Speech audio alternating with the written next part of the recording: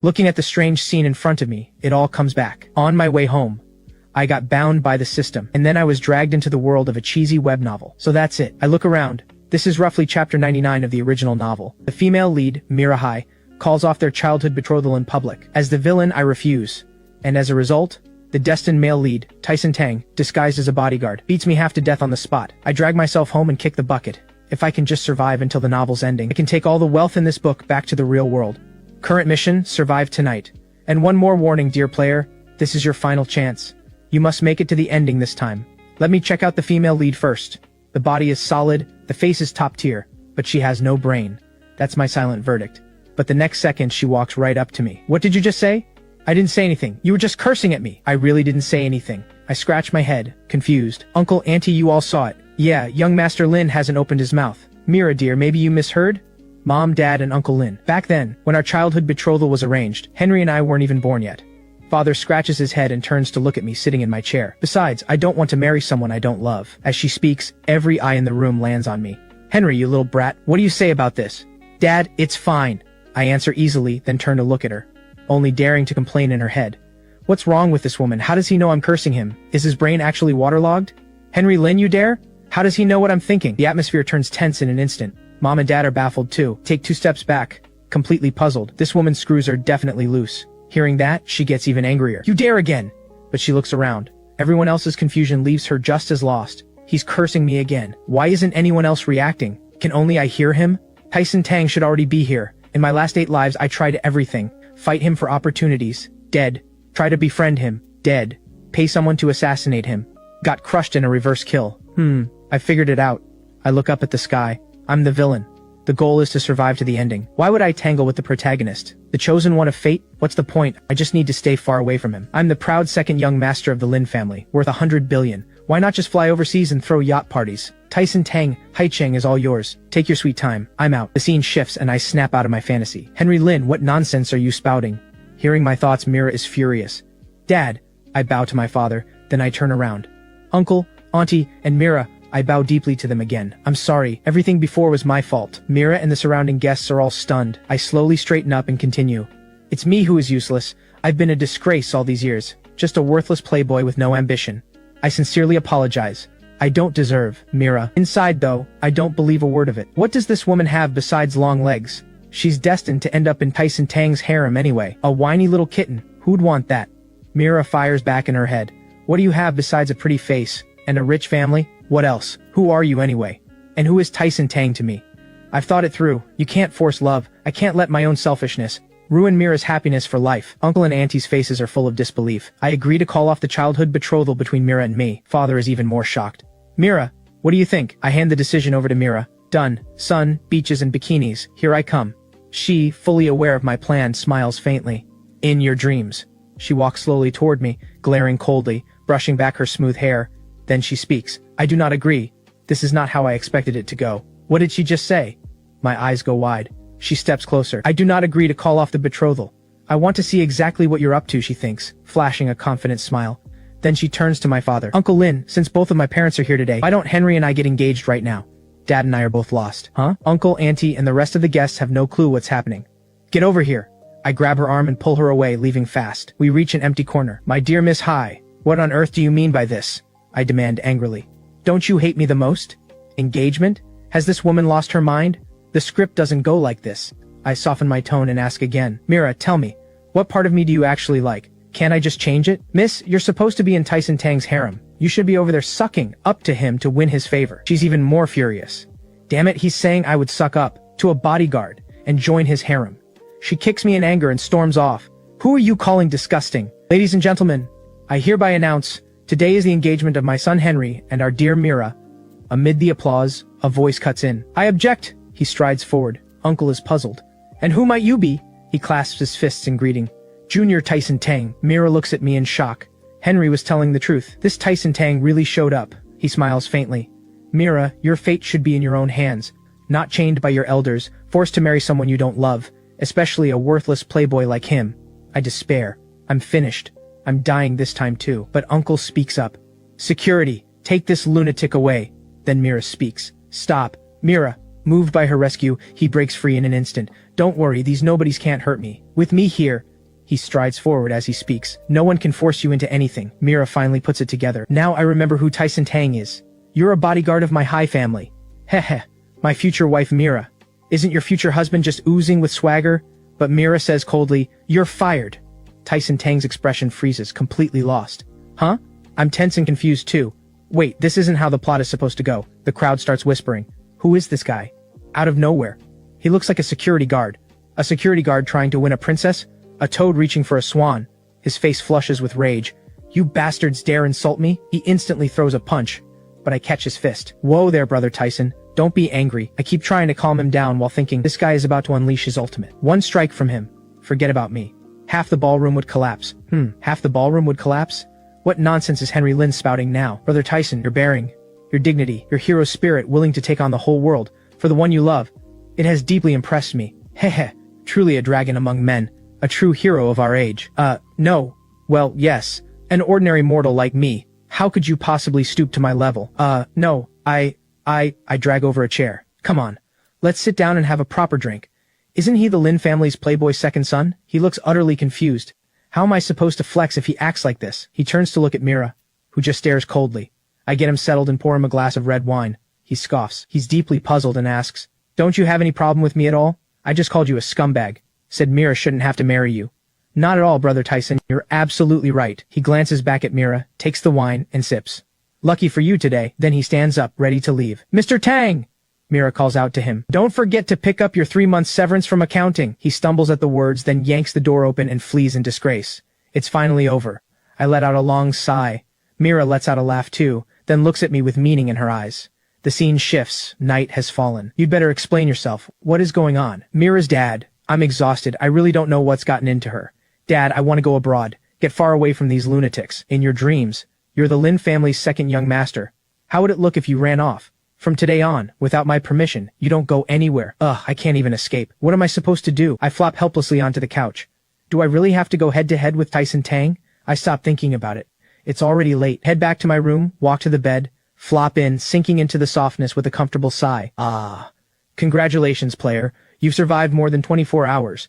Beginner's bonus package has been delivered. 1 level up card, 1 Black Tiger heart-stealing fist manual. I just lain down, but the system message snaps me back up. Whoa, not bad.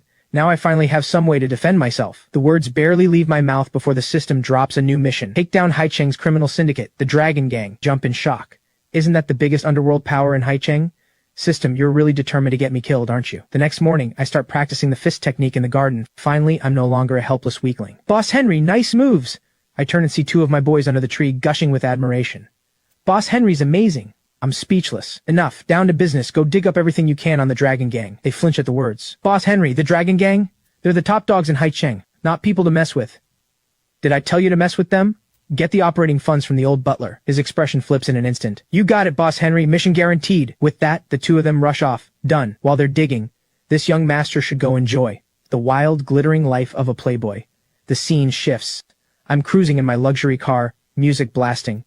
Passing through a street, I spot a familiar figure in trouble. I instantly swing the wheel and pull over to the curb. Isn't this the Xu family's Ice Queen? One of the 4 great families of Haicheng. The eldest daughter of the Xu family, Sherry Zhu. Hey beautiful, how old are you? What do you usually eat? Haha, why don't we be friends? I step out of the car thinking, according to the script, Tyson Tang should be dropping in any second to save the damsel. Who's talking? The voice sounds familiar. What are you looking at? Give it up. No one's coming to save you. This girl's always working against me anyway. I'll just stand here and enjoy the show. Henry Lin? Was that him talking just now? He said someone named Tyson Tang is coming to save me? Hey woman, I'm talking to you! She violently shakes off the thug's grabbing hand. Henry Lin, you scumbag. Are you really gonna just watch me die? I'm speechless. Oh come on, I got dragged in again. Why are you yelling at me? This isn't in the script. Hey punk, what are you staring at? The thug threatens me. If you don't want a beating, scram. Hehehe. They sneer as they advance, the pressure forcing me to keep stepping back. I rush to explain. Hey big bros, this is a misunderstanding. I'm just passing by, minding my own business. Misunderstanding my foot, he throws a heavy punch at me, but I catch his arm, flip him over my shoulder, and slam him to the ground. The other thug screams in terror. Ah! The sudden turn leaves her stunned. I turn and shout, what are you waiting for? Get in the car! She snaps out of it, runs to my car, yanks the door open, and jumps in. I follow right after, slam the door shut, start the engine, and floor it out of there. We tear through the empty streets. She relaxes in the seat and turns to look at me. How did he suddenly get this good at fighting? A phone ringtone cuts off her thoughts. She glances over. It's my phone. I pick up. Hello, what is it now? Bad news comes through. Boss Henry, we've got a problem. The cops grabbed us. Come bail us out of the station, quick. The scene shifts. I arrive at the station, but I look relaxed, because I'm not the one in trouble this time. In broad daylight, a member of one of Haicheng's 4 great families gets assaulted on the street, and you plan to just take a statement and call it a day? The officer replies helplessly. Miss Xu, you just filed a report. All we can do right now is take down the details. Then the door bursts open, and a white-haired girl rushes in. Sherry, I heard you were attacked. Are you okay? I'm fine, she answers calmly. But that girl points right at me. It was him, wasn't it? I don't bother explaining and just look at Sherry. When I see she's not going to clear things up, I speak. Don't go saying things that aren't true. I'm the one who saved her, thank you very much. Seeing her shocked face, I quickly recall who she is. Summer Ann, the only daughter of the Ann family, another of the 4 great families. From childhood on, she's never gotten along with me. She still doesn't buy it and turns to ask the officer why I'm here. The officer doesn't know how to explain and looks back at me. A perfectly good, rich heiress. And she signed up for the police academy to become a cop. Her head must be broken. I knew you'd never come to the station out of some sense of justice. She makes no effort to hide her suspicion. Your people are out there asking around about gangs. What are you up to? Joining them? Officer Summer, I'm just an ordinary law-abiding citizen. What could I possibly be up to? Inside, I curse. This little firecracker is way too nosy. I just want to dig up some dirt on the Dragon Gang. What's so wrong with being a hero of justice? Dig into the Dragon Gang? Hearing my thoughts, both of them are stunned. This scumbag would do something like that?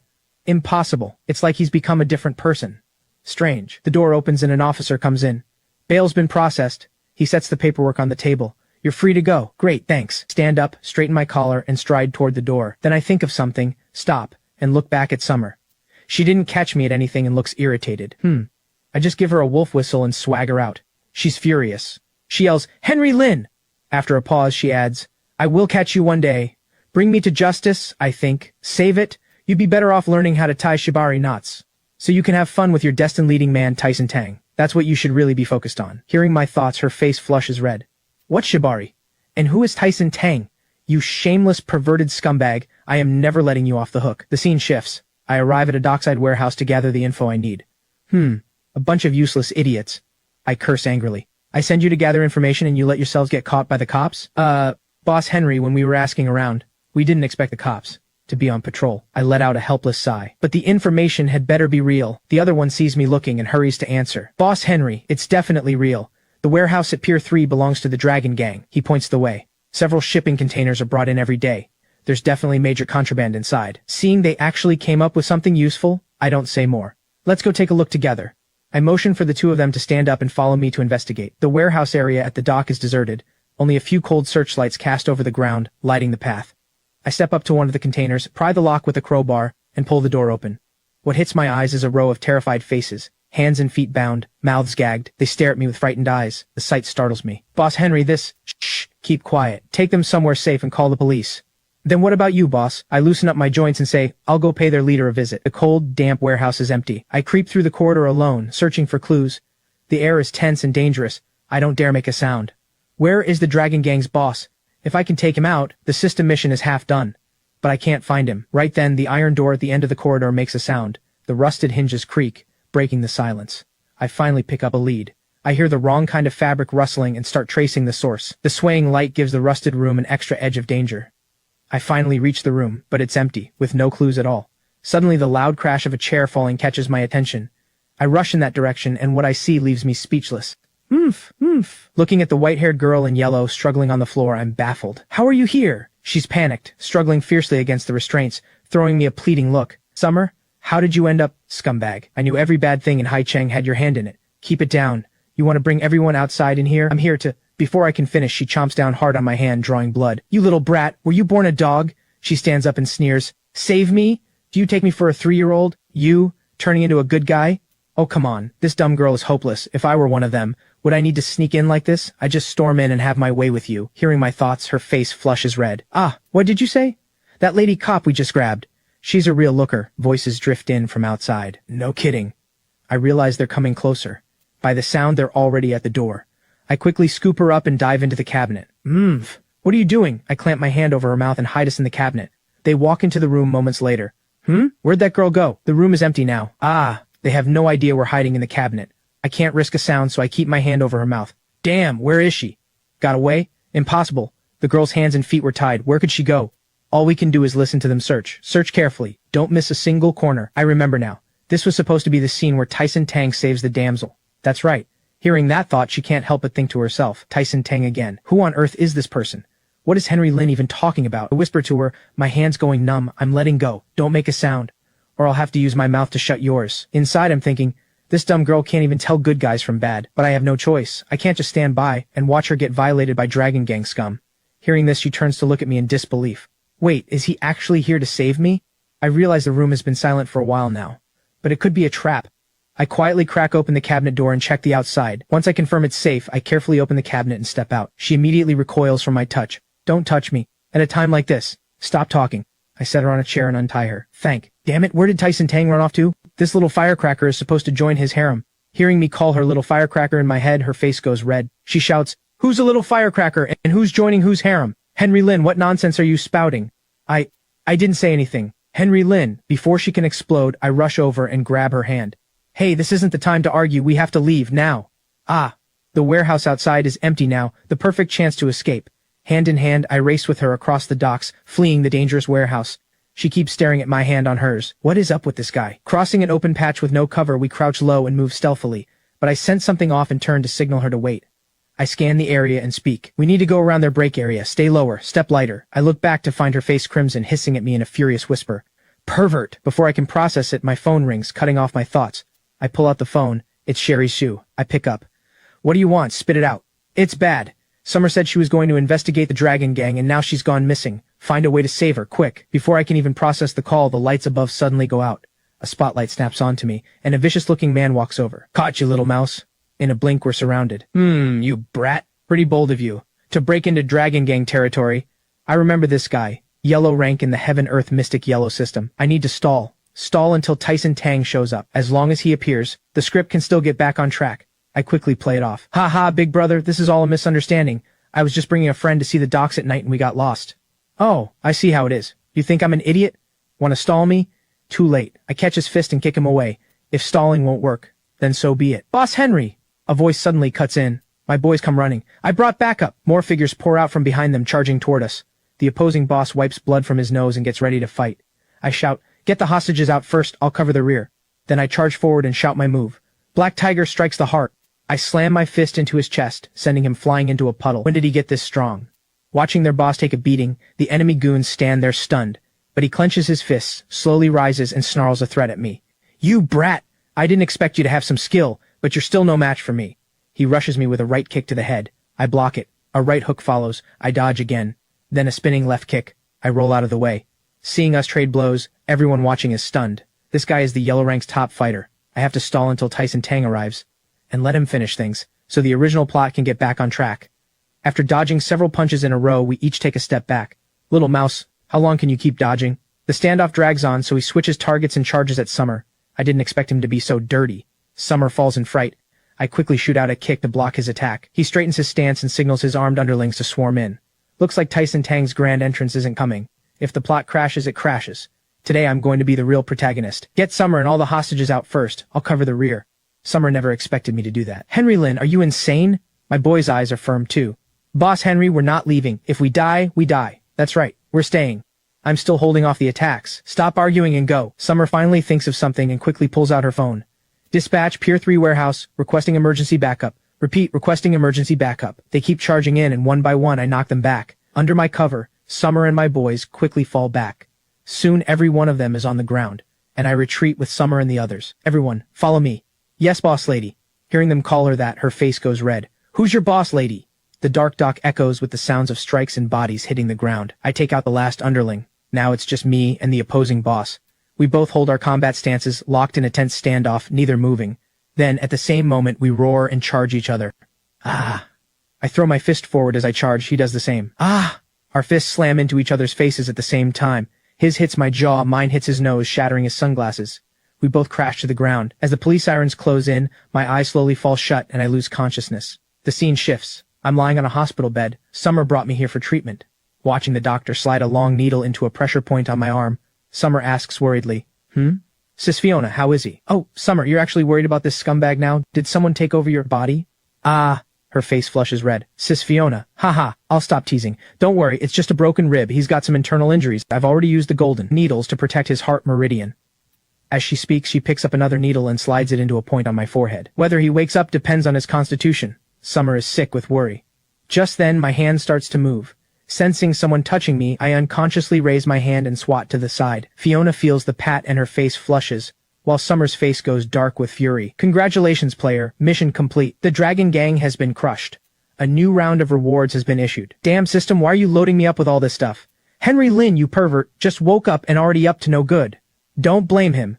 I stimulated his pressure points with the silver needles. Hold still, I'll pull the needle out for you. You hear that? It was unconscious. And you. Besides, I touched this Fiona, not you. What are you so mad about? Her face turns crimson with anger. But she's too furious to even finish a sentence. Seeing Summer like that, Fiona can't help but laugh.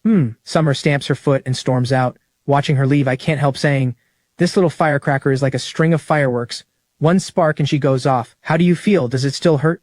I'm fine. I wave it off. I'm doing great. Looking at her, her identity comes back to me. Her name is Fiona Sue, born into a medical family in Haicheng. She's like an older sister to me, Mira, and the others. She's also one of the female leads in the original novel. Summer told me you took down the Dragon Gang, and saved a lot of people. Is that true? I never thought the troublemaker Henry I knew growing up would suddenly grow into a real hero. Actually, wait, why am I even explaining to her? Saving the damsel, winning her heart, that's Tyson Tang's script. I need to twist my character back on track. I'm the villain's scumbag. Ugh. Hearing my thoughts, she's startled. What did you say? She stares at me in disbelief. Haha, I didn't say anything. Hehe, sis Fiona. She backs away in shock. Sorry, sis Fiona, but I can't let the plot drift any further off course. Oh, saying one thing, thinking another. Interesting. She leans down and moves closer. Want to confirm it one more time? Her blushing face draws nearer and she asks, what's wrong, Henry? Then she presses her whole body against me. Didn't you say it felt good? I'm done for— Has sis Fiona's brain broken too? Just as I'm at a loss, a knock at the door saves me from this suffocating scene. Dr. Sue, are you home? She gets up and walks over to open the door. Dr. Sue, help. Please save him. Stay calm. Come sit over here. She and the woman help the old man slowly down into a chair. Then she has him hold out his hand so she can take his pulse and examine him. Central energy is flowing backward. Pulse is erratic. Something is very wrong. What did he take? Just the prescription you wrote before. We always buy the medicine from Golden Lotus Pharmacy. He drank it today and ended up like this. She picks up the herbs and sniffs them. These herbs are wrong. The woman is stunned by her words. Wrong? The scene shifts. She has finished the acupuncture treatment on the old man. Don't worry yet. His life isn't in danger for now. She turns to ask again. Think carefully. Are you sure this medicine came from Golden Lotus Pharmacy? Sis Fiona, what's wrong with these herbs? I ask, puzzled. The cinnabar has been swapped with myrabolite. Cinnabar calms the nerves. Myrabolite is a purgative. The cordyceps has been replaced with a cheap counterfeit. And at least 3 other herbs have been swapped with low-grade fakes. This is just— I'm furious too. This is playing with human lives. Wait, isn't Golden Lotus Pharmacy a Lin family business? I remember now. Golden Lotus, Harvey Lin. You dared tamper with life-saving medicine? After treatment, the old man's condition has improved a lot, but she still asks, Sir, how do you feel now? Thank you, doctor. Thanks to your skilled hands, I get to keep this old life of mine. He pulls a rough cloth bag from his pocket. This is for the consultation. Sir, please keep your money. You don't need to pay for the visit. This gentleman's consultation fee, and all the follow-up treatment and nutrition costs. I'll cover everything. Looking at the black card I hand her, she never expected me to do something like this. Young man, what is this? Sir, just focus on getting well. Don't worry about the medical costs. I will get to the bottom of this, and the public will get the answers they deserve. Sis Fiona, I'm heading out. Take care. I say my goodbye and pull the door shut behind me. Seeing the change in me, never imagining I'd really do something like this. She smiles with relief and looks at the black card in her hand. Where are you guys? Get over here fast. Not long after I hang up, my boys pull up and stop in front of me. He rolls down the window, sees I've recovered decently, and greets me. Boss Henry. Still stewing over what just happened, I'm in no mood to respond. Get in the car, anger boiling, and slam the door hard. He starts the car and asks, Boss Henry, where to? Back to the villa? Or hitting the bar? I close my eyes and think for a moment, then give him an address. Golden Lotus Pharmacy Herb Factory. Boss Henry, isn't that your big brother's business? What are we going there for? I open my eyes, fury burning in them. Less talk, drive, no more questions. The car starts and tears away from the spot. The scene shifts. Useless, useless.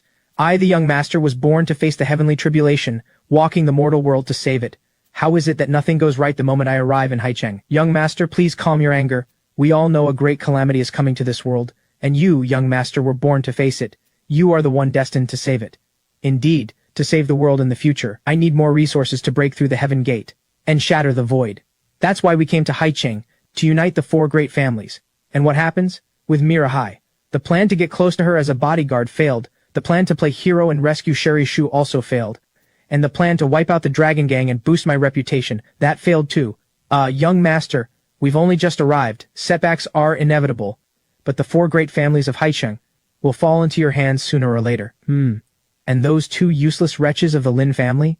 How do you plan to handle them? Young master, rest assured, the trap for the Lin family has already been dug. He lifts his sunglasses, revealing a sinister smile. The scene shifts. A man is pouring tea for Mira. Don't worry, Mira, he says with a smile. This partnership between our families, the profits are absolutely guaranteed. Mira smiles back. Harvey, of course I trust how you handle things. Sigh, what a pity. My little brother does nothing but stir up trouble all day. Hearing this, Mira lifts her teacup and smiles without a word.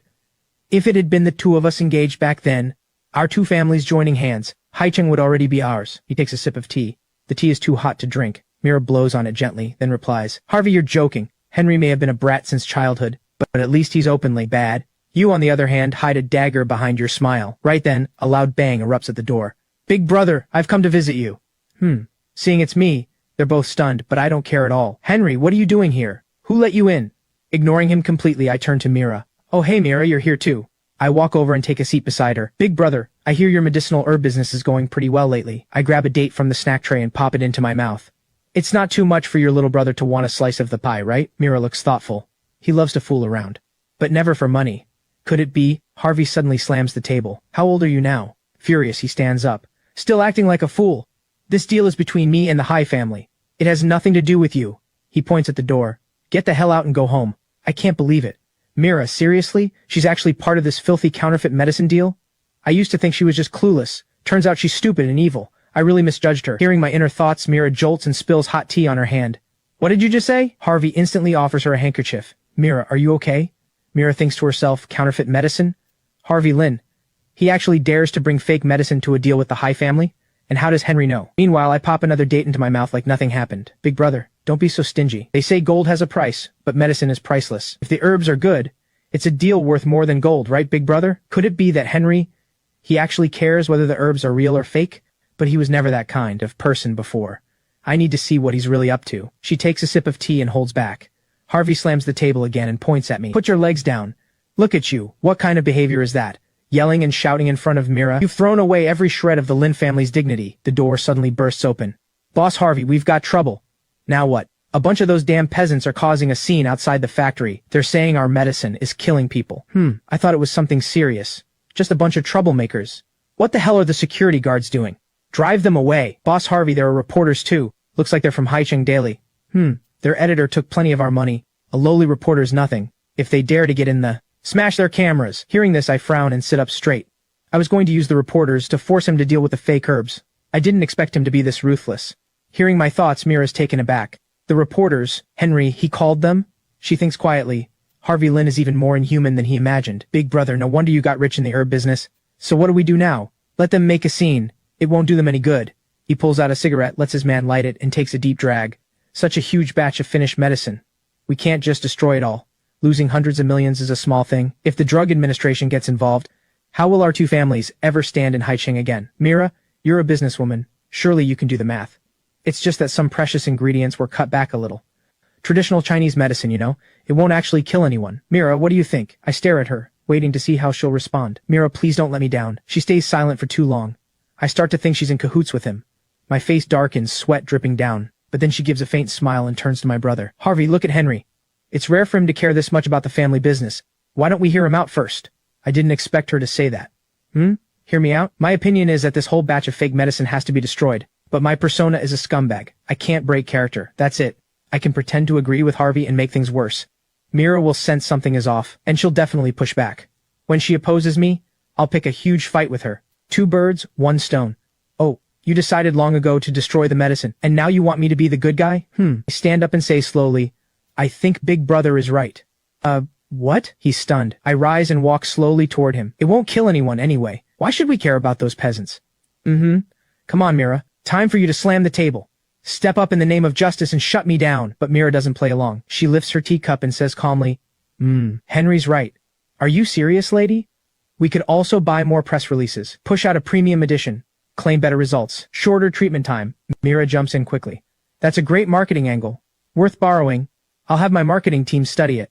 My face goes blank. Are you seriously going to sink to my brother's level? Mira hides her sly little smirk behind her teacup. Hey, Henry. Didn't expect this from you. You're finally wising up. A bit of how I used to be. Ha ha ha. Mira, here's to a great partnership. Who the hell wants to be like you bastard with zero conscience left? You're cursing who? Nobody touches this batch of medicine. Henry Lynn, are you insane? Harvey roars. Mira, call the drug administration and report this, I tell her. This batch has to be destroyed immediately. Have them send someone to supervise. Harvey is shocked by what I say. I keep pointing at Mira, voice grave. If you don't make that call, I'll report the High family along with him. She finally forced me to step up myself. Mira gives a satisfied smile. Harvey and I are locked in a tense standoff, while Mira sits there playing on her phone. You moron, has your brain leaked out? Do you know what happens if the drug administration gets involved? Do you? Are you trying to destroy the Lynn family?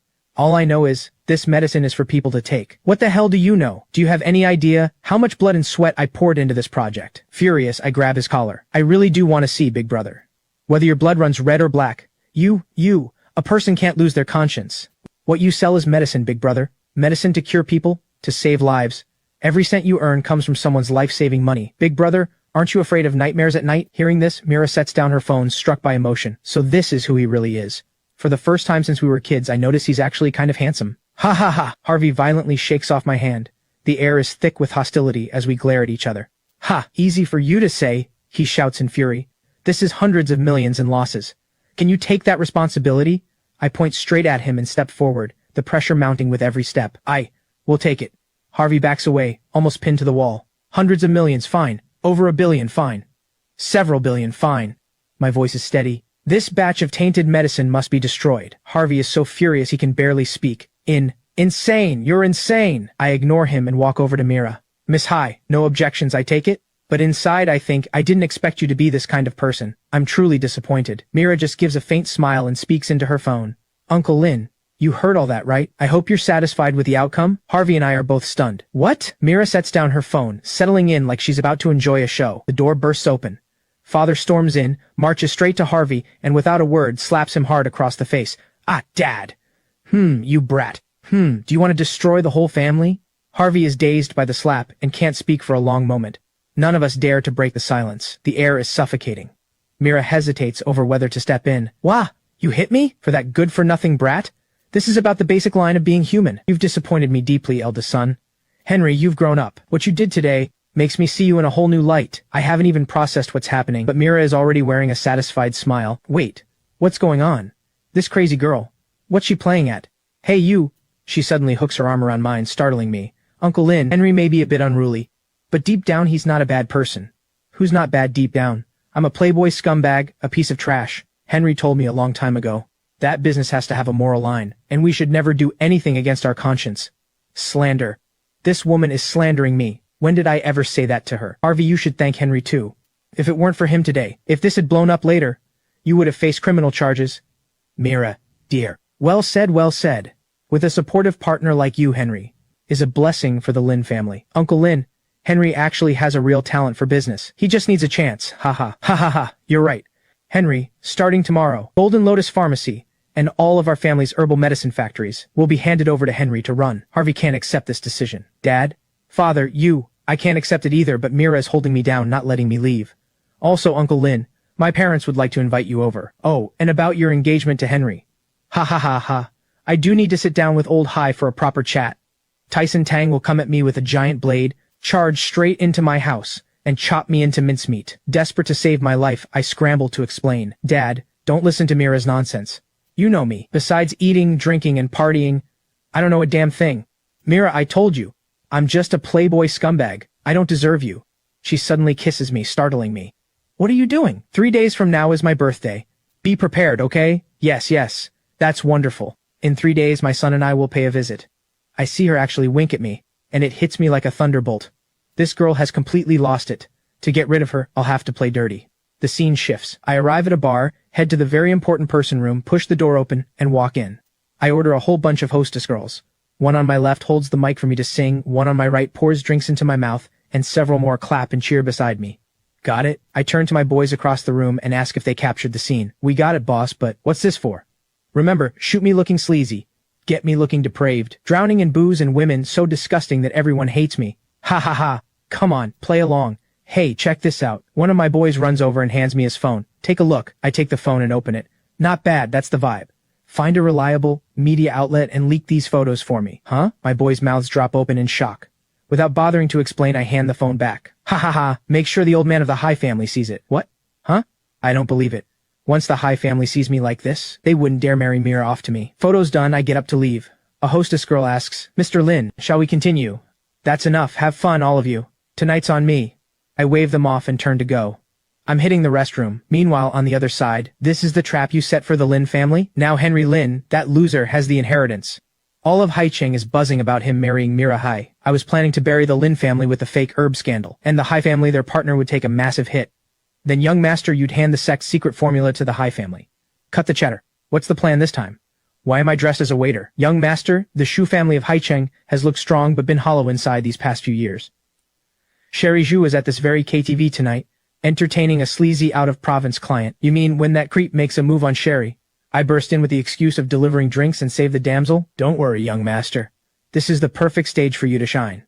The scene shifts. Sherry walks out of the room. That Vincey guy poured so much booze into me. Did he really think I don't know what he's after? Her steps are unsteady. She's in bad shape. No good. My head is spinning. She tries to pull out her phone for help, but her grip slips and it drops to the floor. Ah! Seeing her about to fall, I catch her. Careful. She looks up, sees it's me, and says, Oh, thank you. Her reactions are sluggish, her mind hazy, her steps wobbly. I quickly hold her up. You reek of alcohol. How did you get this drunk? Business. A little embarrassed, she pushes me away, picks up her phone, and tries to leave. Seeing her about to fall again, I catch her from behind. Slow down. Just then, the room door opens again, and a man steps out. Sherry, why aren't you back yet? Seeing us pressed close, the man speaks without hesitation. Where'd this mongrel come from? Let go, she's not someone you get to touch. And who the hell are you? My words enrage him. You. The door opens again. 2 bodyguards quickly step in behind him and speak carefully. Mr. He, this is the second young master of the Lin family of Haicheng. Mr. Lin, this is the eldest young master of the He family, Vince He. Seeing the situation escalate, Sherry quickly grabs my arm. Those 2 are my bodyguards. She makes a request. Help me. Mr. He, right? It's a misunderstanding. Sherry and I go way back. Look at her, she's had too much and she's acting up. I was just about to take her home. The Lin family's second young master. I've heard of you. You think you can snatch her right out of my hands? Even a mighty dragon can't crush the local snake. Mr. He, Haicheng has its own rules. Rules? I am the rules. Get Ms. Xu back for me. System. I want to use the level up card. The system receives the command and activates instantly. Level up card used. Player current power, yellow gate, intermediate level. Powered up, I kick the bodyguard away with one strike. He slams into the wall and passes out cold. Seeing this, the other one quickly says, Mr. He, this guy is a trained fighter. I'm afraid I'm no match for him. Aren't you supposed to be a top expert in the martial arts world?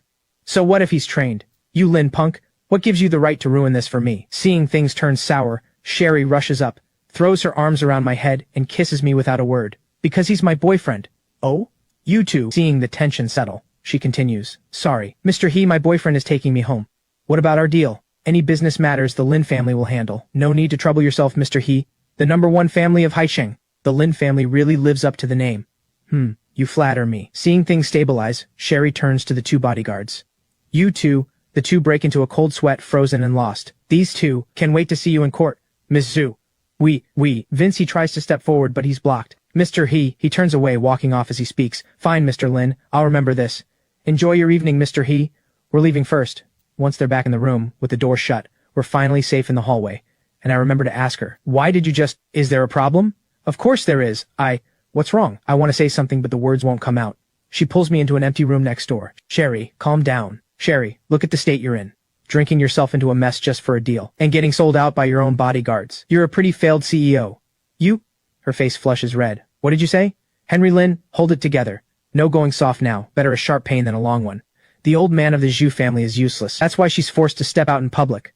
Hyped up as some genius female CEO, she's so angry she's about to cry. You what?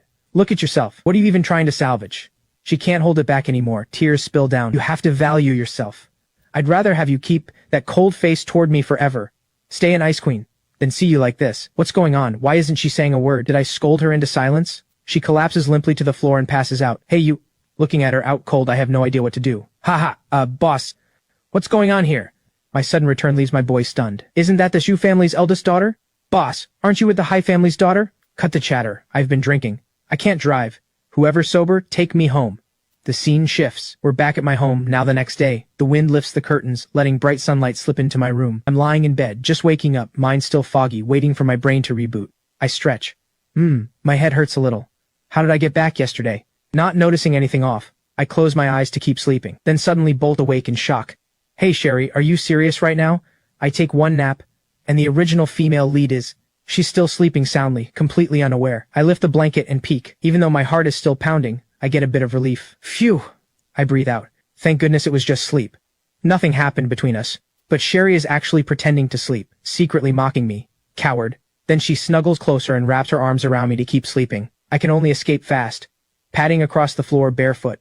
Tiptoeing, careful not to make a sound, I head for the door. I finally crack it open, but a voice rings out. Freeze! I immediately shut the door and raise both hands in surrender. Sherry, you're awake. I slowly turn around, face serious. Did you sleep well last night? She doesn't answer. Just stretches and rubs her eyes, like she's just waking up. Hey, wait a sec. Don't rush. Actually, you and I never even... Get me a change of clothes. I want a shower. Caught off guard by her demand, I blank out. Where am I supposed to find clothes for you? She glances around the room and says, You have so many clothes in your closet. Just grab one for me. With that, she gets up and walks straight to the bathroom without another word. Hey, what's up with this girl? Isn't she supposed to call me a brute? An animal? A bastard? For some reason she doesn't press it. She just goes to shower. With a reaction like that, do I even need to explain? I grab a piece of clothing and knock on the bathroom door. Here, take it. My face is bright red as I turn away. She opens the door just a crack, takes the clothes and says, Thanks. The door closes. Inside, she actually picks up my shirt, sniffs it carefully, and then breaks into a satisfied smile. The scene shifts. I open the front door to a crowd of servants greeting me. Good morning, young Master Henry. I'm strolling forward, even letting out a comfortable yawn, thinking it's just another normal day, when the sight in front of me drops my jaw. You little brat, get over here. Dad is waiting with a stick in his hand. What's the deal between you and Sherry? Stop right there. Hey, stop. Ow. Ow. Dad, let me explain. Nothing happened between her and me. You brought her home. Nothing happened. I'm going to beat you to death, you ungrateful son. Mom finally speaks up. Not the face. That's the only good thing this brat has left. Uncle, Auntie, good morning. Come, Sherry, have breakfast with Auntie. Faced with this awkward scene, my face burns red, and I just keep stirring my porridge. Uncle, these shrimp dumplings are delicious. Henry told me you love Vietnamese-style dim sum. As she says it, she places a dumpling into my dad's bowl.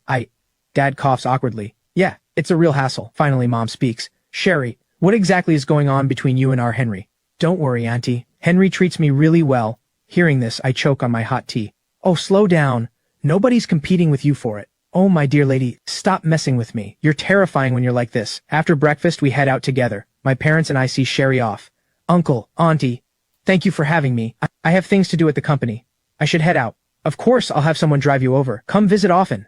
I'm about to grab my shirt back, but she snatches it away, clearly refusing to return it. Why are you taking my shirt? I'll wash it and return it. She leans in close and whispers, I'm off, boyfriend. My face burns red, and I freeze, lost. She finally gets into the car and shuts the door. The car slowly starts up and drives away from our estate. Tell me, what's really going on between you and her? And Mira High? Which one are you actually marrying? Dad, I don't want to marry anyone. I just want to go abroad and get far away from these lunatics. Dad is furious and ready to hit me, but Mom holds him back. Just then, another voice rings out. Hello, Uncle Lin. Hello, Auntie. The visitor is none other than Summer N. Oh, Summer.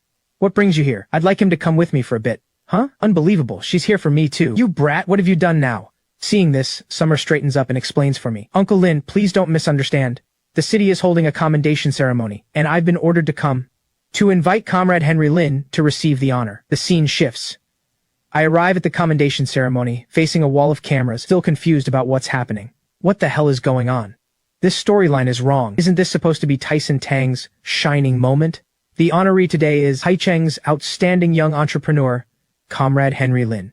He stood fearless against violence, ventured into danger alone, and single-handedly brought down a criminal gang that plagued Haicheng for years. His wisdom and courage are an example for us all. Now, please give a warm round of applause as we welcome Miss Linda Lee, representing the rescued girls, to present flowers to our hero. Applause thunders through the hall as a shy girl walks onto the stage with a bouquet, heading toward me. Too shy to look up, she hands me the flowers and says, Mr. Lin, thank you. Thank you for saving us. It was nothing. It's the right thing to do. Then it hits me. Wait, you're Linda Lee? Is something wrong, Mr. Lin?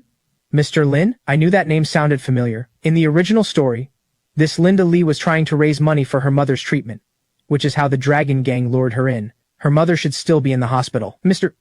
Lin? Originally, Tyson Tang didn't just save her. He also cured her mother along the way. Damn, I stole Tyson's credit. So what happens to Linda's mom now? Summer hears my inner thoughts. What nonsense is he going on about now? I can't just leave her to die. I have to find a way to help her. But handing her a pile of cash out of nowhere makes no sense. Got it. Summer, our righteous little firecracker, is right here. Hearing her own name in his head, Summer wonders. What's he scheming now? I can pretend, right in front of the little firecracker, to harass Linda. Then, the little firecracker will definitely flip out and stop me. Sure, please continue with your show. Then, under the excuse of emotional damages, I'll give the money to Linda so she can save her mom. That way I keep my persona intact. 2 birds, 1 stone. Summer is furious to hear me scheming like this. Mr. Lin, if there's nothing else, I'll be going. Wait, I grab her hand to stop her. I hold her hand tight, not letting her leave. Hey! She struggles to break free. Summer watches the show coldly from behind. You're pretty, and your figure is amazing. Any interest in working at my company? I happen to be short a secretary. Mr. Lin, please don't joke about that. The host senses something off and steps forward to intervene, but Summer blocks him. How about being my personal secretary? The work is easy. Right at my private villa. Making my bed, folding my blankets. And the uniform. I lean in close to her ear and whisper, a pencil skirt. My absolute favorite. Ha ha ha. Furious, she yanks her hand away and says firmly, Mr. Lin, please show some self-respect. Close enough. I smirk and glance back at Summer. Little firecracker, seeing this young master bully an innocent girl like this. Isn't it about time you exploded? Come stop me already. Miss Lee, I think you should seriously consider Mr. Lin's offer. Huh? Linda is shocked, and so am I. Whoa, wrong line. Little firecracker. Aren't you supposed to call me a scumbag? A perv? A bastard? Aren't you supposed to call me vile and disgusting? Look, Mr. Lin is young and accomplished, and very generous. Working as his secretary beats struggling out there in the cold. Watching her, I get it. This is a commendation ceremony. So, the little firecracker is just trying to smooth things over for now. But this is way too sudden. Plus, Mr. Lin, he wants me too embarrassed she can't finish. Women are just here to play with me, right? I keep up the sleazy tone. Inside, I'm sweating bullets. I have to push harder. Henry Lin, time to test your acting skills. I tilt her chin up. As long as you serve me well, I can pay any price. I don't believe it. I'm going this far. Summer, can you still hold back? That's right, Miss Lee. Stick with him, and you'll be a wealthy young lady in no time. Miss Anne, actually, I know her family is in trouble. That's why I'm pressuring her. Mr. Lin, how do you know her family is in trouble? She says, unconvinced. I cough twice. Anyway, I just know. I know she needs money badly. That's why I'm using the job as leverage. You understand? I see. So Mr. Lin is trying to help you solve your problem. Well, aren't you going to thank Mr. Lin? What do you understand? Did your sense of justice get eaten by a dog? I never expected Summer to derail the entire plan. My face goes dark. Done. I can't keep this going. These women, did they all team up to mess with me? Not one of them is sticking to the script. Ha ha ha! Summer flashes a sly, triumphant smile. Linda finally catches on and lowers her head, embarrassed. I'm completely out of options. I have to drop the act. Alright, no more joking. Miss Lee, here's my assistant's number. Come straight to my company tomorrow to check in. Position, intern at the CEO's office. Let's start the salary at $30,000 a month. The host is stunned, and so is the audience. Oh my goodness. Unbelievable. How did this happen? After all that drama, he still ended up being the good guy. Says one thing, means another. Shut your mouth. In broad daylight, you dare use money to threaten an innocent girl? Despicable. Tyson Tang roars, then rises to his feet. Ha ha ha. Henry Lin, you fool. I've finally caught you in the act. Today is the day you die. The original male lead finally shows up. Brother Tyson, you're finally here. Let me explain. I learned all of this from you. What? Learned from me? Yes. Last time at the banquet hall, that heroic rage of yours for a beautiful woman burned itself deep into my heart. He doesn't even know how to respond. I reflected day and night and decided to follow your example. I point behind me. Miss Lee here is in trouble. I was just trying to help her the way you would. Enough nonsense. Henry Lin, your sins are countless. Today I deliver heaven's justice. He still won't let me off. Damn it. At that moment, Summer suddenly steps in front of me. Stop. Tyson is also caught off guard. Huh? Miss Anne, daughter of the Anne family, please don't be alarmed. I'm only here to teach this scumbag a lesson. I won't put your family in a difficult spot. Provoking a disturbance in a public setting. And threatening someone's personal safety. He never expected to be the one charged. Huh? Tyson's face is full of disbelief. Summer's face is cold as she turns and calls out, What are you all standing around for? Cuff this dangerous person. And bring him in for questioning. I'm completely dumbfounded too. What is this now? What is this little firecracker up to? You really want to throw the destined male lead in jail? If he loses it and explodes right here, We are in serious trouble. Oh, come on, Officer Summer. It is all just a misunderstanding. Brother Tyson is brave and righteous, a true man among men. He is simply using his own way to test us mere mortals. That is correct. I was just testing Mr. Lin to see if he truly wanted to help. As expected, the destined male lead still cares about saving face. Then this will be easy. Brother Tyson, the truth is, Miss Lily's mother is gravely ill and urgently needs treatment. I wonder if you can help her, Brother Tyson. Is that so? Miss Lily, I am no expert, but I know a bit about the healing arts. I would be honored to help. Yes, that is exactly the rhythm I want. Tyson saves her mother. Lily is overwhelmed with gratitude and joins his harem. Perfect. Lily, hurry up and say yes. This Brother Tyson is a miracle doctor, a true miracle doctor. Having him treat her is the greatest blessing your mother could ever receive. Lady, what the hell are you hesitating for? Just say yes already. In the original novel, you literally drop to your knees on the spot. But after hearing him out, she still shakes her head and refuses. We are all completely baffled. Watching Lily's reaction, my heart sinks. It is over. I forgot. In the original, Tyson destroyed the Dragon Gang first, and personally healed the kidnapped victims. That is how Lily came to trust him. Tyson clears his throat. Fine. Since Miss Lily does not trust me, I will not push it. When you change your mind, call this number. He hands her a business card. Goodbye. Lily looks completely stunned. Everyone watches him stride out the door. I clench my teeth, sweat pouring down my face. You should have said yes. He really is a miracle doctor. But Summer cuts in. What makes you so certain that this Tyson guy is the only one who can save her? Well then, who else? You think you can do it? Summer walks up to me and pokes my forehead. You idiot. Did you forget who saved you when you were injured? Huh? Damn, that is right. I finally remember. Dr. Sue, I was so focused on pushing the plot. How could I forget about this hidden master? Cut to another scene. Damn it. Why does that Henry Lin punk always ruin my plans? You are useless. Absolutely useless. Ever since I entered Haicheng, following your plans, has anything gone right, even once? Young master, please calm your anger. Trust me one more time. I already have a new plan. This time I will handle it personally. I guarantee there will be no mistakes. You had better not disappoint me again. Cut to the entrance of Sue's clinic. Dr. Sue, thank you so much. I have already examined the patient. Do not worry. Your mother will stay here for a while. As long as I am here, she will be fine. Thank you. Truly, do not thank me yet. Just so you know, Dr. Sue does not come cheap. So go home and get some rest. Remember to report for work tomorrow. You will be working like a dog to pay off your mother's medical bills. She bursts into tears of joy and turns to leave. Watching her walk away, Summer sighs. What a long day. We can finally relax. Come on. I will take you home. Got time tonight? Dr. Sue cuts in. Stay and have dinner with me. Huh? Why? Because I admire you. You had the courage to stop Golden Lotus Pharmacy's fake herbs for the sake of your conscience. She smiles. So I want you to try my signature medicinal stew. Well, I cannot refuse such a kind offer. Hey, I want some too. Me too. Save a portion for me. Sure. With Summer joining us, it will be even livelier. We all head inside together. Steam rises from the bubbling pot on the stove. Summer lifts her bowl and takes a sip. So fragrant. Sis Sue's medicinal stew really is Haicheng's priceless specialty. Next time, tell me something I do not already know. Let me get you another bowl. She takes the bowl and refills it. Here, drink more if you like it. As I am eating, the system window suddenly pops up again. Emergency mission issued. Survive past midnight tonight. Survive tonight? Are you kidding me? I am enjoying good food, good drink, and beautiful company. I could not be safer. Why would I suddenly need a challenge? To stay alive? Wait, something feels off. Why does it suddenly feel so hot? I turn to the girls. Hey, do you feel hot too? Ugh, so hot. Sis Sue, is this stew too potent? It is a little warm. She gives an embarrassed smile. Let me check. She takes Summer's wrist and feels her pulse. Ah. She freezes in shock. Sweat beads on her forehead. With an awkward laugh, she says, Sorry. I think I mixed up the herbs today. Lady, you are supposed to be a miracle doctor. How do you mess this up? Just then my phone rings. I look at the screen. It is Mira. Crap. Why is this woman calling now? Henry Lin, where are you? Did you forget what today is? The moment she says it, I remember. Oh no, today is Mira's birthday. Ugh. Actually, wait a second. Is this not the perfect setup? I can use this chance to make this crazy girl Mira give up on me for good. I did not forget. But you know how men are. Always busy. I am currently out closing a deal. Just then, Summer leans in. Henry, I am so hot. My clothes feel so tight. I cannot get them off. My clothes are too tight. I cannot get them off. It seems I have interrupted Mr. Lin's good time. She hangs up the video call and clenches her phone in pure rage. Her face turns dark. She is clearly furious. Seeing that dark expression as she hangs up, I actually smile. It was not part of my plan. But well done. Hey, little firecracker. You really are my lucky star.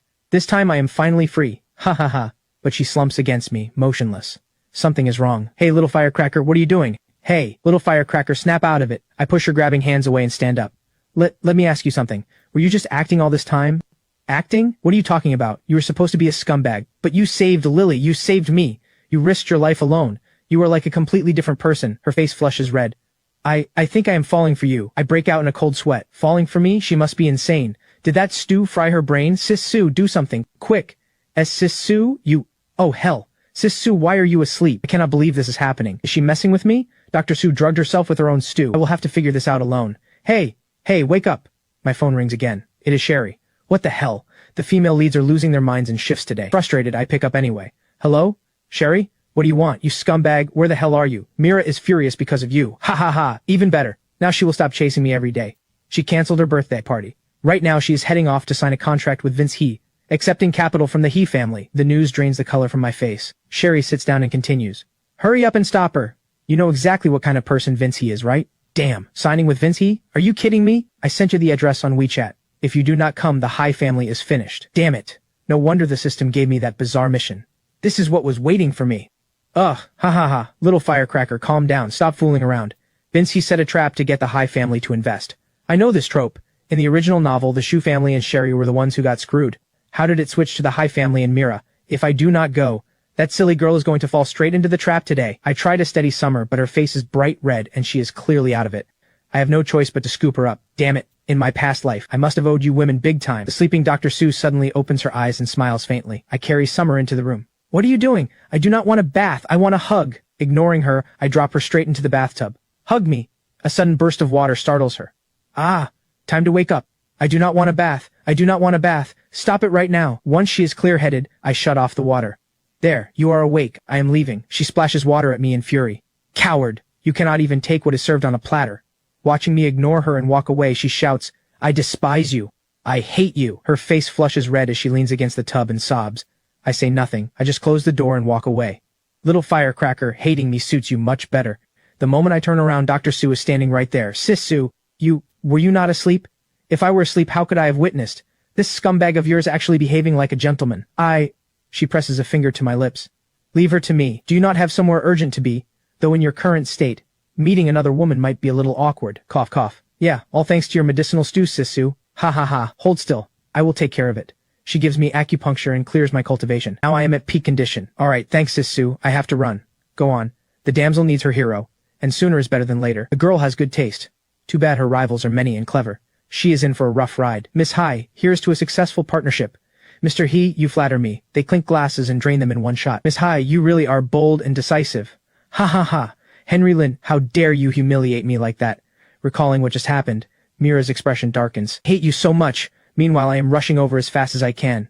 Ah, Mira, wait. Have you signed with Vincey yet? Mr. Lin, are you not supposed to be canoodling with your little lover? What brings you all the way here? Cut the nonsense. You have not signed yet, have you? She smiles. I am about to. Mr. Lin, how did you know I was signing with the He family? How much do you actually know about the He family and Vince He? Not much. But I know the He family is from out of province, and extremely wealthy. You do not even know him. I scratch my head in frustration. What contract are you signing then? Why should I not sign? Henry Lin, what gives you the right to question me? The He family's business is none of your concern. Stay out of it. What am I supposed to say? If I tell her this is a massive trap, that he is a scumbag who wants to take advantage of her, will she even believe me? Same as always. You always have these ridiculous excuses. Even if you are worried about me, I am not going to thank you for it. Now move. I am going to sign the contract. She turns to leave. I grab her arm. No, do not go. Caught off guard by my grip, she snaps. Let go, Mr. Lin. You are out of line. I am not letting go. Mr. Lin, I admit you have changed lately, but you think your personal grudge against Mr. He gives you the right to override my decisions? It is not a grudge. He is a bad man. He will destroy you. And what about you, Mr. Lin? Are you supposed to be the good guy? Have you forgotten? Just recently. Your cheap Golden Lotus pharmacy. Use counterfeit herbs to swindle the He family.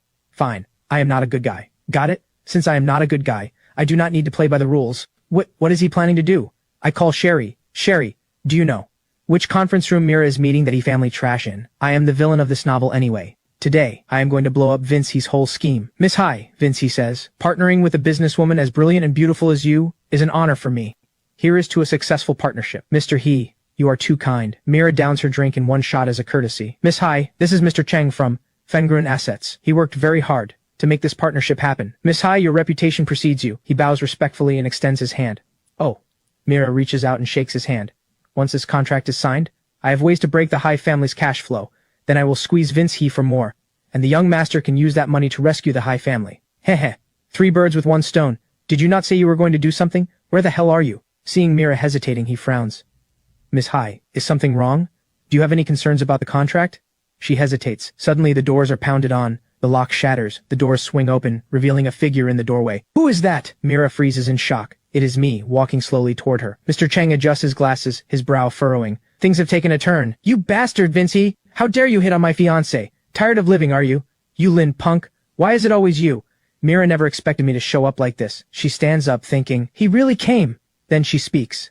Henry Lin, what are you doing? Without answering, I walk straight up to her and pick up the contract from the table. What do you think? So he really did come to protect me. You Lin punk, what is this nonsense? Is your girlfriend not Miss Xu? When did Miss Hai become your fiancée? Mira's face changes instantly. What does he mean? When did Sherry become your girlfriend? Lady, is this really the time? Whose side are you on? This has gone too far.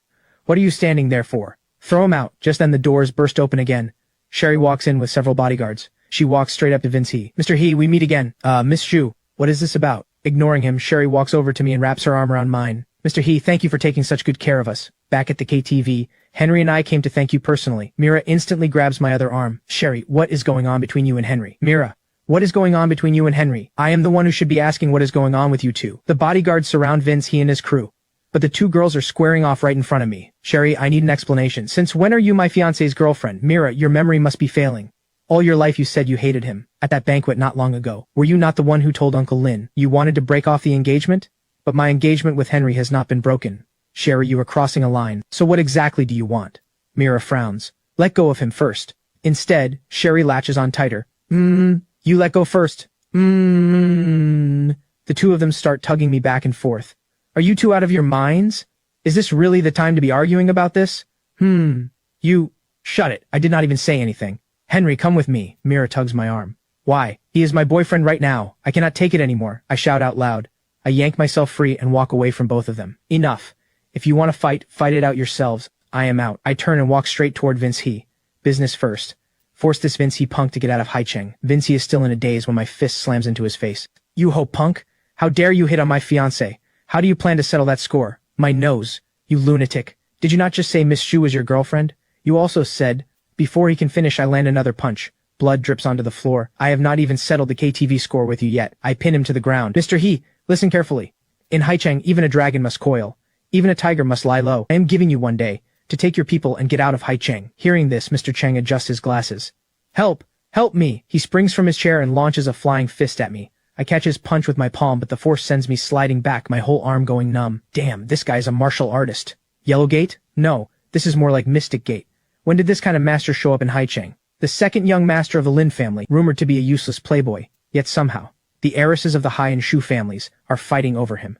For the young master's plan, this boy must be eliminated as soon as possible. Who are you really? A useless playboy? Who can block one of my strikes? This punk is not as simple as he looks. Henry, are you alright? Facing both girls' concern, I turn around.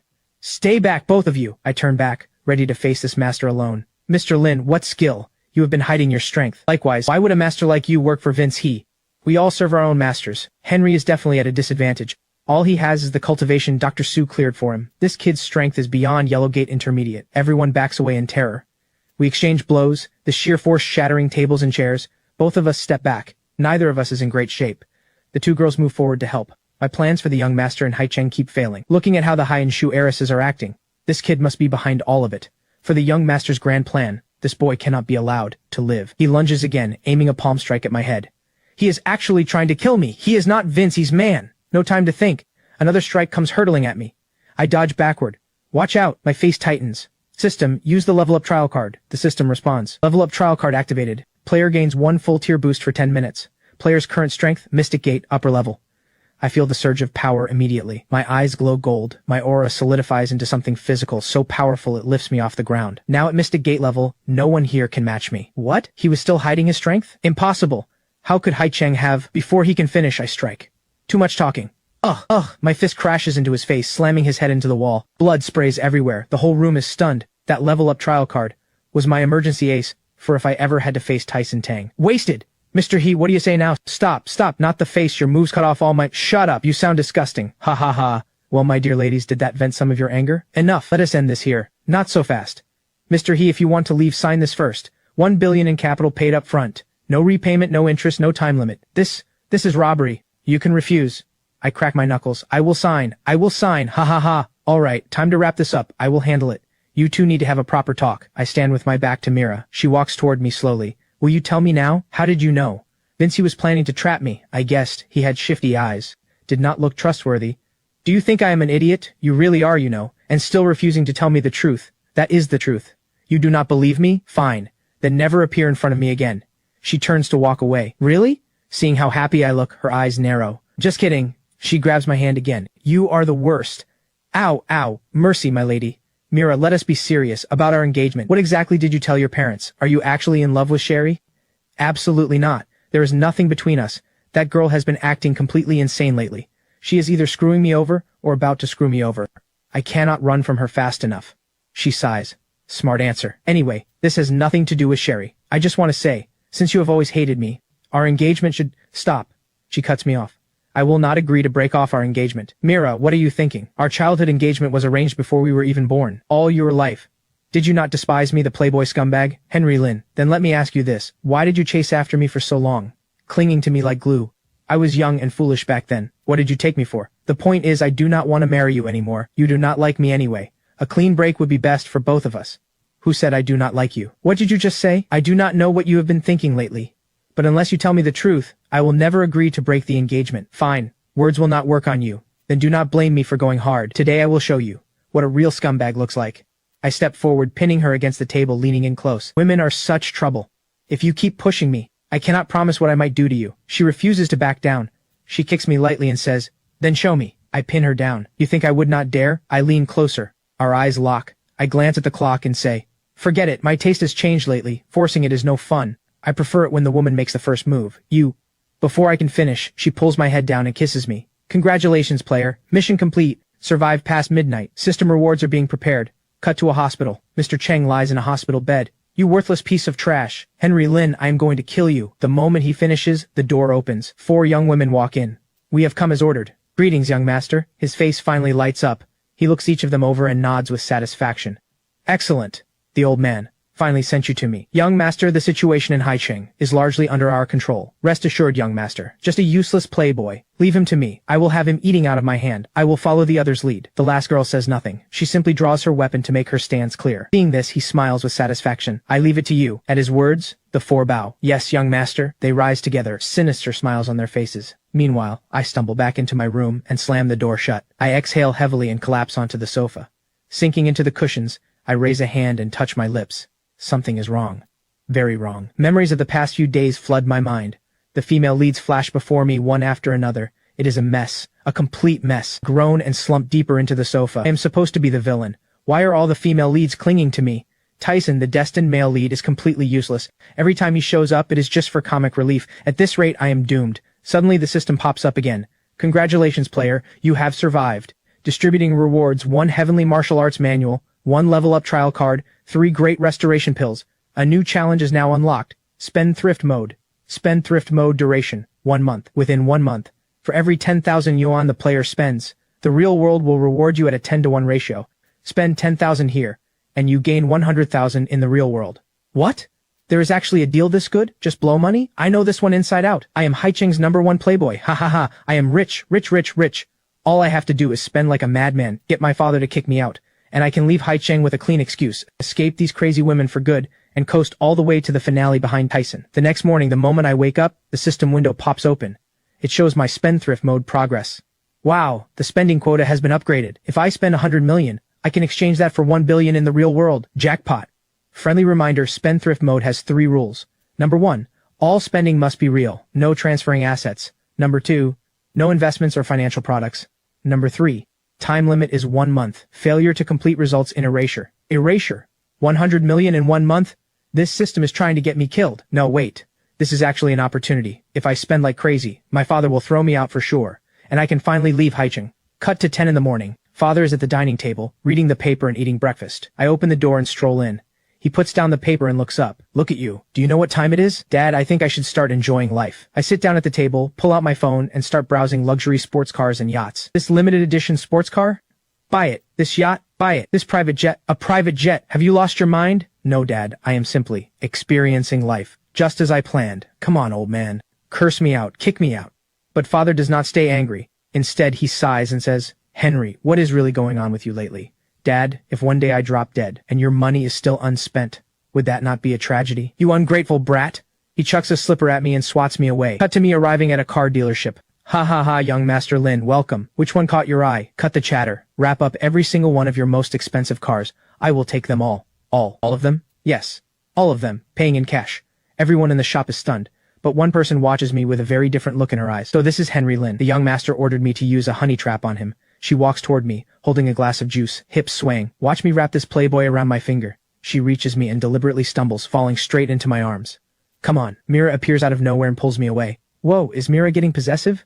The Ice Queen CEO getting jealous? That is hot. Mira, hi. The young master was right. The main wife really is hard to deal with. But Henry Lin, you will not escape my grasp. Sitting in the car, the two of us share an awkward silence. Mira is really jealous.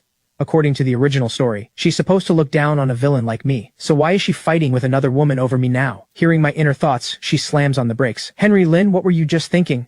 You think I wouldn't get jealous over you? That woman was practically glued to you. And you just let her. Do you enjoy it when other women throw themselves at you? So unfair. That was an assassin sent by Tyson Tang. But Mira looks gorgeous when she's angry. Hearing that, she says nothing, unbuckles her seatbelt, and leans in. Mira, you... Before I can react, she kisses me again. My hands have nowhere to go, so I just hold her. When the kiss ends, her cheeks are red. Henry Lin, listen carefully. You are mine. Without my permission, no other woman is allowed to touch you. Do you hear me? I'm stunned by her words, my cheeks burning. Then I reply, yes, my queen. The scene shifts to a shopping mall. I walk toward a luxury counter. The moment I step in, I point at a bag in the case and tell the clerk, I'll take 10 of this bag, and 20 of that watch. Young Master Lin, are you sure? Yes. Put it all on the card. Just then, a young woman walks in, and her target is me, Henry Lin. I'm here to take your life. She's the swordswoman, Tyson Tang's second female agent. Her blade skills are exceptional. She doesn't blink when she kills. Hearing my inner thoughts, she's stunned too. How does he know who I am? Without another word, she draws her blade from the sheath on her back and points it at me. Time to die. Whoa, hold on. You're really gonna do this here? Why not? Stop. Summer suddenly appears and kicks her back. After only a brief hesitation, the swordswoman charges at Summer again, blade swinging. Ha! Summer dodges, then knocks her back with a punch. They each step back, reset, then clash again. Ah! She slashes several times, then drives the blade into Summer's chest. Summer collapses. Seeing her advance again with the blade aimed at Summer's chest, I act. One punch shatters her sword. At the same time, my punch sends her flying back. She stares at me in disbelief. Your power. Thank God I already broke through to Mystic Gate upper level, otherwise I'd be dead today. Mystic Gate upper level? The young master said he was just a stubborn good-for-nothing. How can he have this kind of power? She quickly decides to retreat. Lucky you today. Next time you won't be. With that threat, she turns and leaves. On the ground, Summer clutches her chest, in bad shape, propping herself up with one hand. I walk over and scoop her up in my arms. Ah! She's startled. What are you doing? Her face turns red. Put me down. It's just a scratch. I can walk. Quiet. I hold her close. Girls are meant to be taken care of. You're a cop, sure. But you're also a woman. Why do you always think you have to carry everything alone? If the sky falls, I'll hold it up for you. Hearing my words, she blushes deeply and can't help but stare at me. But I show no reaction. She lowers her head, trying to hide her racing heartbeat. How can he say things like that? Why is my heart pounding so fast? Without another word, I carry her out of the store. The scene shifts. That night, Dad sees today's bill in his office and gasps. Tens of millions spent in a single day. Starting today, all your bank cards are frozen. Not 1 cent. Oh no, I'm done. The cards are frozen. How am I supposed to finish my spendthrift mission now? Oh wait, I'll host my own auction. Sell everything I bought at rock-bottom prices. That's still burning money, right? No sooner said than done. Soon I'm hosting the auction. Ladies and gentlemen, since this young master's allowance has just been frozen by the old man, I'm hosting this charity auction today. All the luxury goods I bought yesterday start at 10% of retail. All proceeds go to charity. Bid freely. This Henry Lin is really something. Not only does he burn money, he burns it with such vision. The leading ladies sit together in the audience. Only Summer Ann looks restless. She looks at the bandage on her leg, remembering yesterday, her mind full of pink bubbles. First item, a Ming Dynasty antique vase. The camera pans to the vase. Starting bid 1 million. 1.2 million. 1.5 million. Bidders pile in. 2 million. But Summer looks grave. She stands up, runs to me and whispers, Henry, this vase is a fake. Someone's trying to sabotage your auction. 2.5 million. It's Tyson Tang. I get it now. He wants to trash my reputation. Hold on, everyone. My apologies. This auction has to be cancelled. What? How could this happen? Don't tell me young Master Lin can't take a loss? What's going on? This vase has been swapped. It's a counterfeit. The crowd freezes in shock. Then the chandelier bursts apart, and a blade comes flying. Henry Lin! Screams erupt. People scramble to flee. Summer and I hold our ground as the swordswoman charges. Today is the day you die! As she closes in, Summer rushes in front of me. Henry, watch out, ah! Seeing Summer take the blade from me, her shoulder slashed open, I freeze in shock, then catch her. Summer! Blood pours from her mouth as she slumps to the ground. But she smiles. You've always protected me. This time, finally, I get to protect you. Then her eyes close. I lay her down gently. I stand up. No more holding back. My aura unleashes at full force. I grit my teeth, furious. You want to die? In a flash, I charge her and slam down a punch. She takes it head on. Blood gushes from her mouth too. His power is even stronger than before. Seeing her badly wounded, I rush back to check on Summer. Summer, are you okay? She struggles to open her eyes and smiles at me. I'm fine. Don't worry. At that moment, Dr. Sue arrives. She crouches beside Summer to examine her. The wound isn't deep, but it needs immediate treatment. The assassin never expected this. For the sake of protecting this woman, he unleashed such terrifying power. She gets to her feet, ready to flee. Henry Lynn, we'll meet again. I ignore her exit and lift Summer into my arms. Summer, I'm taking you to the hospital. Watching everything unfold tonight, Mira and Sherry are completely lost, totally on the outside. The scene shifts. An ambulance speeds down the road, soon arriving at the hospital entrance. The patient has lost a lot of blood. Get her into surgery now. The surgery's a success. Soon Summer lies in the hospital bed on an IV drip. I hold her hand, lift it to my lips, and press a soft touch against it. Feeling my fingers, she opens her eyes. Seeing me, she smiles. Henry, I'm glad she's awake. Summer, you're up. How are you feeling? I'm fine. The moment she says it, pain shoots through her shoulder wound, making her wince.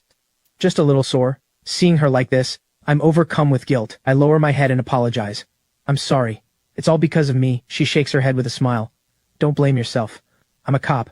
Protecting people is my job. I can't help asking, in my head, Summer, why did you jump in front of me? According to the original story, you're supposed to hate me. Hearing my thoughts, she shyly pulls the blanket over her face and answers silently. Because I didn't want to see you hurt. The others walk in. Summer, rest well. We'll protect you. Henry, who exactly was that woman? Sherry can't help asking. She's one of Tyson Tang's people. Hearing that, all four are shocked. What, Tyson Tang? No one expected him. Yes, he sent his 4 female agents to deal with me. Dr. Sue snaps open her fan, her face grim. Looks like we need to be careful. The next day, Sherry is working in her office when an employee bursts in. Miss Sue, we have a problem. Our stock just crashed. What? Someone is maliciously shorting our stock, and tons of negative news just hit the headlines. Have you figured out who's behind it? A firm called Gout Investments. Hearing the name, Sherry thinks to herself. Gout Investments? She immediately calls me, hoping I'll have answers. She senses another scheme behind this. Meanwhile, I'm staring at my mission progress. Still 50 million short. Only half a month left. I hold my forehead, at a loss. The phone rings, breaking my thoughts. I pick up. Hello, Sherry? Henry, my company is under attack. What? I'm stunned. It's Gout Investments. I suspect they work for Tyson Tang. Gout Investments, I know that name. Vivian Gao, Tyson Tang's 3rd female agent, a business genius. Got it. I'm on my way. I hang up and get ready to leave. Soon I arrive at Sherry's company. We strategize in her office. Their tactics are sophisticated. They're shorting our stock and spreading all kinds of negative press. She lays out what she's gathered. The head of Gout Investments is Vivian Gao, a business prodigy, only 25 years old, and she already controls billions in assets. Her profile matches everything I know. Vivian Gao, according to the original story, she's Tyson Tang's 3rd female agent, an expert in corporate warfare. Her target is to crush Sherry's company, then force Sherry to leave me. Hearing my thoughts, Sherry can't help laughing. Hey, Henry, do you have a plan? Yes, we fight back the spendthrift way. I plant my hands on the desk and stand up confidently. They look puzzled. Spendthrift? Right. I'm going to buy out Gout Investments. Buy them out? How much would that cost? Whatever it costs, I'll pay it. It's perfect for finishing my spendthrift mission. We act fast. Soon we're standing at the foot of Gout Investments building. Her assistant knocks on the office door and goes in to inform Vivian Gao. Ms. Gao, Henry Lynn is here to see you. Vivian keeps her eyes on the window outside, replying coolly, let him in. She adjusts her glasses, a confident smile on her lips, as if everything is under her control. As I walk in, she speaks. Young Master Lin, I've heard much about you. Ms. Gao, I'll cut to the chase. I want to buy your company. Buy? She looks at me like I just told a joke and scoffs. Young Master Lin, do you have any idea what my company is worth? Whatever it costs, I'll pay it, I say with a smile. She frowns, suddenly doubting herself. Is he serious? She sits down, smiles confidently, and names a number. 5 billion. Cash. Sherry is stunned. What? I smile and accept. Deal. Are you serious? She never expected me to agree. Of course. My lawyers will handle the paperwork tomorrow. With that, I turn and leave. She never saw this coming. Mouth open in shock, she thinks, this man is nothing like the young master said. The scene shifts. I'm at home eating breakfast. Henry, I made you some medicinal stew to build up your strength. Dr. Sue has arrived. I groan inwardly. Oh no, Dr. Sue's medicinal stew tastes absolutely cursed. Hearing my thoughts, she says pointedly, "What? You don't want it?" No. I mean, I just had breakfast. Since I didn't say no, she shoves the container in front of me and opens it. Looking at the food bubbling with creepy fumes, I jump. Ah! Open up. She forces it on me. I don't dare refuse, so I swallow it. Oh god, this tastes like a biological weapon. Is it good? Delicious, Dr. Sue. I fake my way through it, then immediately turn my head. Before I can finish, I collapse. Ah! Henry! The leading ladies rush over, wondering what just happened. Dr. Sue, Sherry is the first to ask. How is he? Dr. Sue's expression turns grim. He's been poisoned. Everyone jumps in shock. Poisoned? Dr. Sue continues, and it's a deadly one. If we don't treat it in time, his life is in danger. Who did it? Summer asks urgently. The poison was in the medicinal stew. Sherry immediately says, Dr. Sue, you... Dr. Sue denies it instantly. It wasn't me. Someone slipped poison in while I was making the stew. Just as they're at a loss, a figure flashes past the window. She flips inside. Spotted already? Who are you? I'm Lilith. Sent by the young master to take Henry Lynn's life. You poisoned him? That's right. This is my custom-made poison. Colorless and odorless. Death within 3 hours guaranteed. Is that so? Let's see which is stronger. Your poison or my medicine? With that, Dr. Sue takes her medicine box, sits beside me, and opens it. It's useless. My poison has no cure in this world. Oh really? Then let me show you what it means to fight poison with poison. She pours a cup of medicine down my throat. My whole body flushes hot. Lilith is shocked. Impossible! Your poison is strong, but mine is stronger, Dr. Sue says calmly. Lilith suddenly understands. You're a master poisoner too? Not only that, I'm a master of both medicine and poison. With that, Dr. Sue flings a cloud of silver needles, striking Lilith. Lilith feels it instantly. Paralysis poison. Dr. Sue walks over slowly. You've lost. Lilith refuses to give up and pulls a smoke bomb from her leg pocket. I won't lose. She slams the smoke bomb at her feet and escapes under the cover of smoke. This girl's skill with poison is impressive, Dr. Sue remarks. I have no idea how much time passes before I finally come to. I'm alive? Even I didn't see that coming. Dr. Sue says coolly, of course. With me here, you don't get to die. I quickly sit up and thank her. Thank you, Dr. Sue. She shakes her head. No need, it's what I'm supposed to do. Sherry quickly asks, Henry, how are you feeling? Only now do I notice the others are here too. I answer, much better. Who is that woman? Her name is Lilith. Tyson Tang's fourth female agent. She specializes in poison and assassination. Looks like Tyson Tang really wants you dead. According to the original story, Tyson Tang's 4 female agents were all supposed to fall for me eventually, and then defect to my side. But now the plot is completely off track. I have no idea what's going to happen. He wants to win over those 4 women. The scene shifts. We're all standing before my father. Look at what you've done. 100 million burned in a single month. Are you trying to bankrupt the Lin family? I look defiant on the outside, but inside, I'm thrilled. Come on, Dad, lose it. Throw me out of the family already. I quit being the villain. Starting today, you're out of the Lin family. I don't have a son like you, but the leading ladies all step forward together. Mr. Lin, please wait. Henry actually has a sharp eye for business. There must be a reason behind his spending. Sharp eye for business? Fine, I'll give him 50 million as his last shot. If he can use this 50 million on a proper investment and turn a profit, I'll forgive him. If he loses it, none of you are to plead for him. He's out immediately. Mira turns to me and asks, Henry, you can do this, right? I'll try my best. That's all I can say on the surface.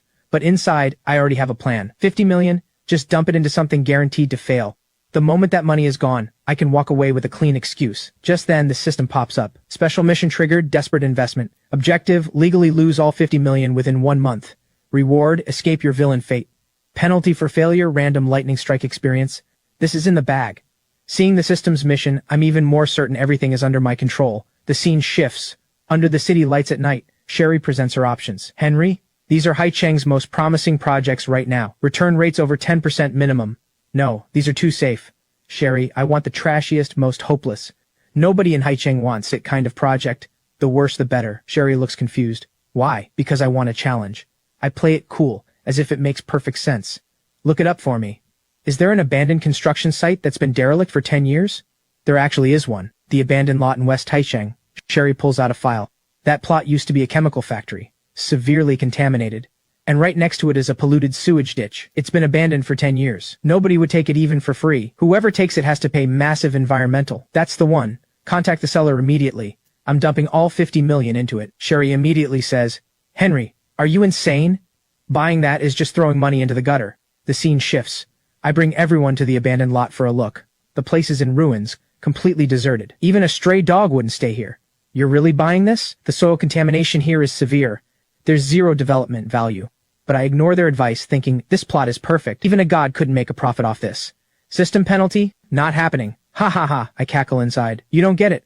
I turn to face them. I'm not buying this land to make money. They all look puzzled. Mira asks, then what's it for? This land has been polluted for 10 years. The people who live nearby have suffered the consequences, but no developer is willing to clean up this mess. If it falls to me, Henry Lynn, to do it, if I don't go to hell, who will? So what if I lose money? I'm doing charity here. They're stunned by my words. I look up at the sky. A ray of sunlight cuts through the gloom and lands on my face. The four of them stare at me, speechless, all wearing the same shocked expression. They're thinking, so beneath his stubborn exterior, tears well up in their eyes. He hides such a noble heart and grand vision. Henry, I support you, Sherry says solemnly. No matter how much you lose, I'll bear it with you. Soon we sign the contract. I rejoice inwardly. Ha ha, 50 million down the drain in an instant. System, settle my mission already. I want to escape the villain fate. With it all done, I stretch out. Not long after, a few cars roll in, kicking up dust, and pull to a stop in the wreck of an area.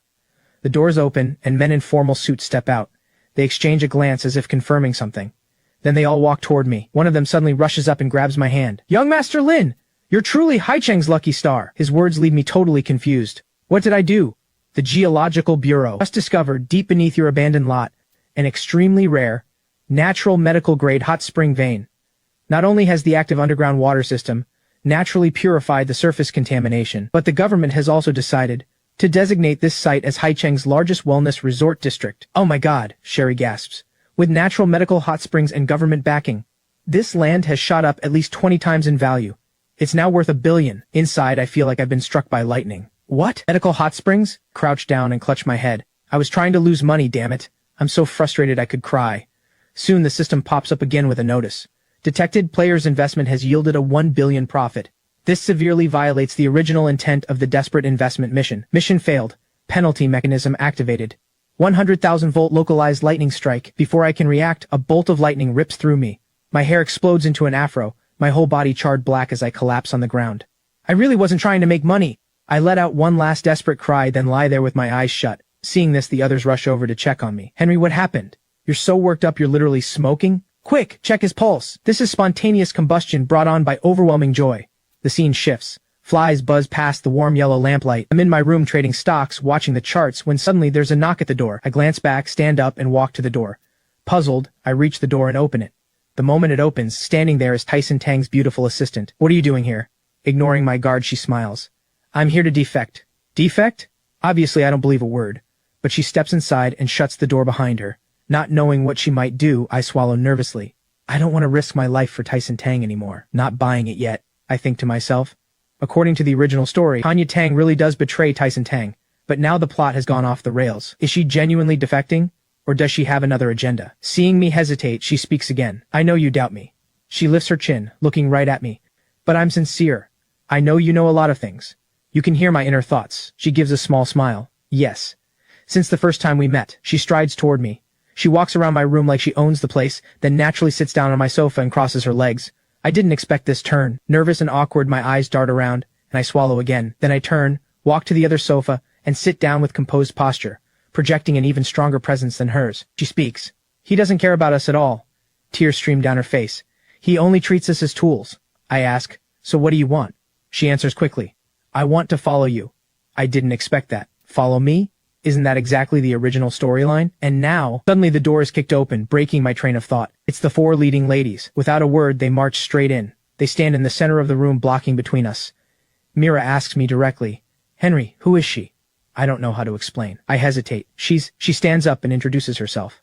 I'm Tanya Tang, young Master Lin's new woman. I didn't expect her to say that. Mira is furious. I quickly stand up, trying to explain. No, listen to me.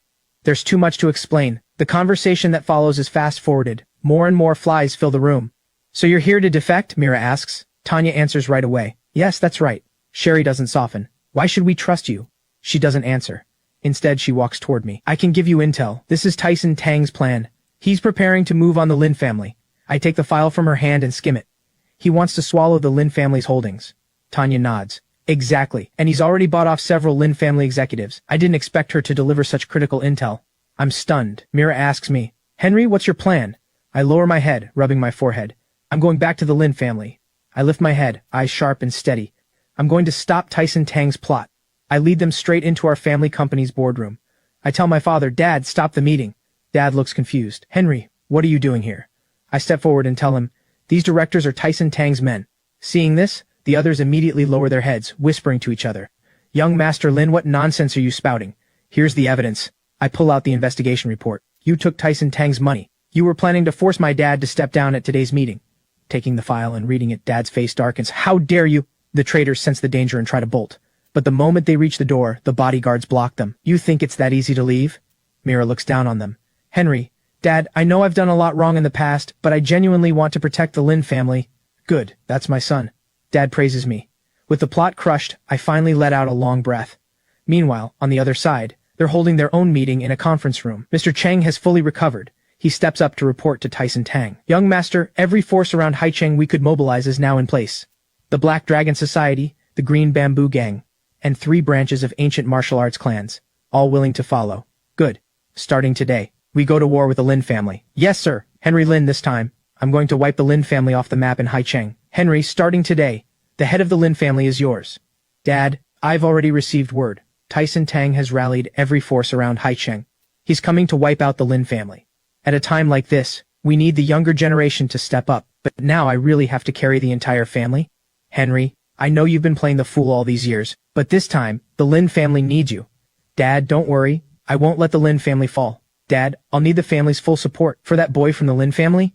Facing her father's question, Mira nods. Mira, are you absolutely sure? I'm completely sure. Henry isn't what people say he is. He's worth it. All right then. Mr. Hai smiles warmly. The Hai family's resources are yours to use. Summer also goes to her father for help. Dad, I need to mobilize all of the N family's connections in the police force. Chief Ann looks confused. For the Lin family? Didn't you always hate that brat? That was before. He's different now. Her face flushes red.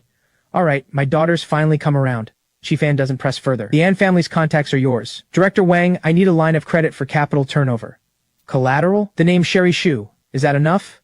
Mr. Lee, that project you wanted to partner on? I agree, on one condition. Trace a few money flows for me. Miss Sue, finance says you've tapped into the company's reserve funds. I'll cover it out of my own pocket. Now patch me through. To the legal department. The scene shifts to Sue's clinic, where the 4 converge. Looks like we're all on the same page, all worried about that fool. He's carrying the Lin family on his back. We can't just sit around. Intel, capital, connections, medical. The 4 of us cover everything. Dr. Sue picks up a list. This is my custom wound healing salve formula. It stops bleeding and accelerates healing. I've contacted every herbal supplier in Haicheng. 10,000 doses ready in 3 days. Then let's help him win this fight together. Night falls before I know it. I think to myself, in the original story, the Lin family should be in chaos by now, but now everyone's helping me. Hearing a knock at the door, I call out, "Come in." The person walking in turns out to be Tanya. She enters and shuts the door behind her. "What are you doing here?" I stand up, puzzled. "I came to tell you something," she says, leaning in close. Tyson Tang's fatal weakness. I didn't expect her to go this far. Every time his technique completes 1 full cycle, there's a 5-second window of true chi reversal. In those 5 seconds, his power drops by 30%. The original story never mentioned this. Could it be because the plot has shifted? So Tyson Tang's weakness is now exposed? Believe me or not, I just don't want you to die. With that, she leaves. 5 seconds. If I can seize those 5 seconds, I have a chance. The night deepens. At the gates of my estate, figures vault over the wall and gather in the garden by my door. It's Tyson Tang and his men. Tyson Tang straightens his cuffs. He smirks inwardly. Henry Lin, tonight is the night you die. With a single gesture, his men charge toward my house. Sensing something wrong, my eyes snap open. Feeling the shift outside, I leap up and start running. They're here. Henry, take the back exit. I'll hold them off. Dad, what are you saying? I didn't expect him to make this call. I'm the head of the Lin family. There's no way a father covers the retreat while the son runs. By now, the front door has been smashed open. Tyson Tang walks in with his men. No one's leaving tonight, father or son. Tyson Tang, your target is me. Let my dad go. Relax. I'll deal with the 2 of you one by one. I take his palm strike head on, and inwardly I marvel. So strong. So this is the Chosen One's true power. Oh? You took my strike and stayed standing? Looks like I underestimated you, Henry. System, deploy level up trial card. Player's current power level. Mystic Gate, peak level. Interesting. You can boost your power on the spot. His attack is still blocked. Impossible. Mystic Gate peak level still isn't enough against you. What level is he actually at? Henry Lin, you really do surprise me, but that's all you've got. True Chi gathers in his palm, and at that moment, a red sports car crashes through the wall and skids to a stop right in front of Tyson Tang, cutting him off. Henry, Get in. Seeing Mira come to my rescue, I quickly jump up and dive into the car. Seeing me bolt, Tyson Tang lunges with a palm strike, but it lands on the car window, sending cracked spider webbing across the glass. Trying to run? Not so easy. We tear out into the open, countless cars chasing behind us. Mira drives with absolute focus. I'm still in shock from what just happened. She literally rammed a car through a wall to save me. Does this woman have a death wish? Quiet. Save your strength. Her elite driving skills shake the pursuers fast. She takes me to Dr. Su for treatment. How is he? 3 broken ribs, serious internal injuries. But he'll live. Mira, how did you know they were going to attack? I didn't. But I couldn't sleep. I was driving around the Lin estate, and I happened to see them strike. Next time, don't be so reckless.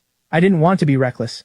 But that bastard, sir, master, a blood-soaked servant stumbles in. Tyson Tang sent a message. In 3 days, at the peak of Haicheng, he wants a fight to the death. If you don't show, he'll massacre the entire Lin family. Fine, I clench my fist. I accept. Henry, are you insane?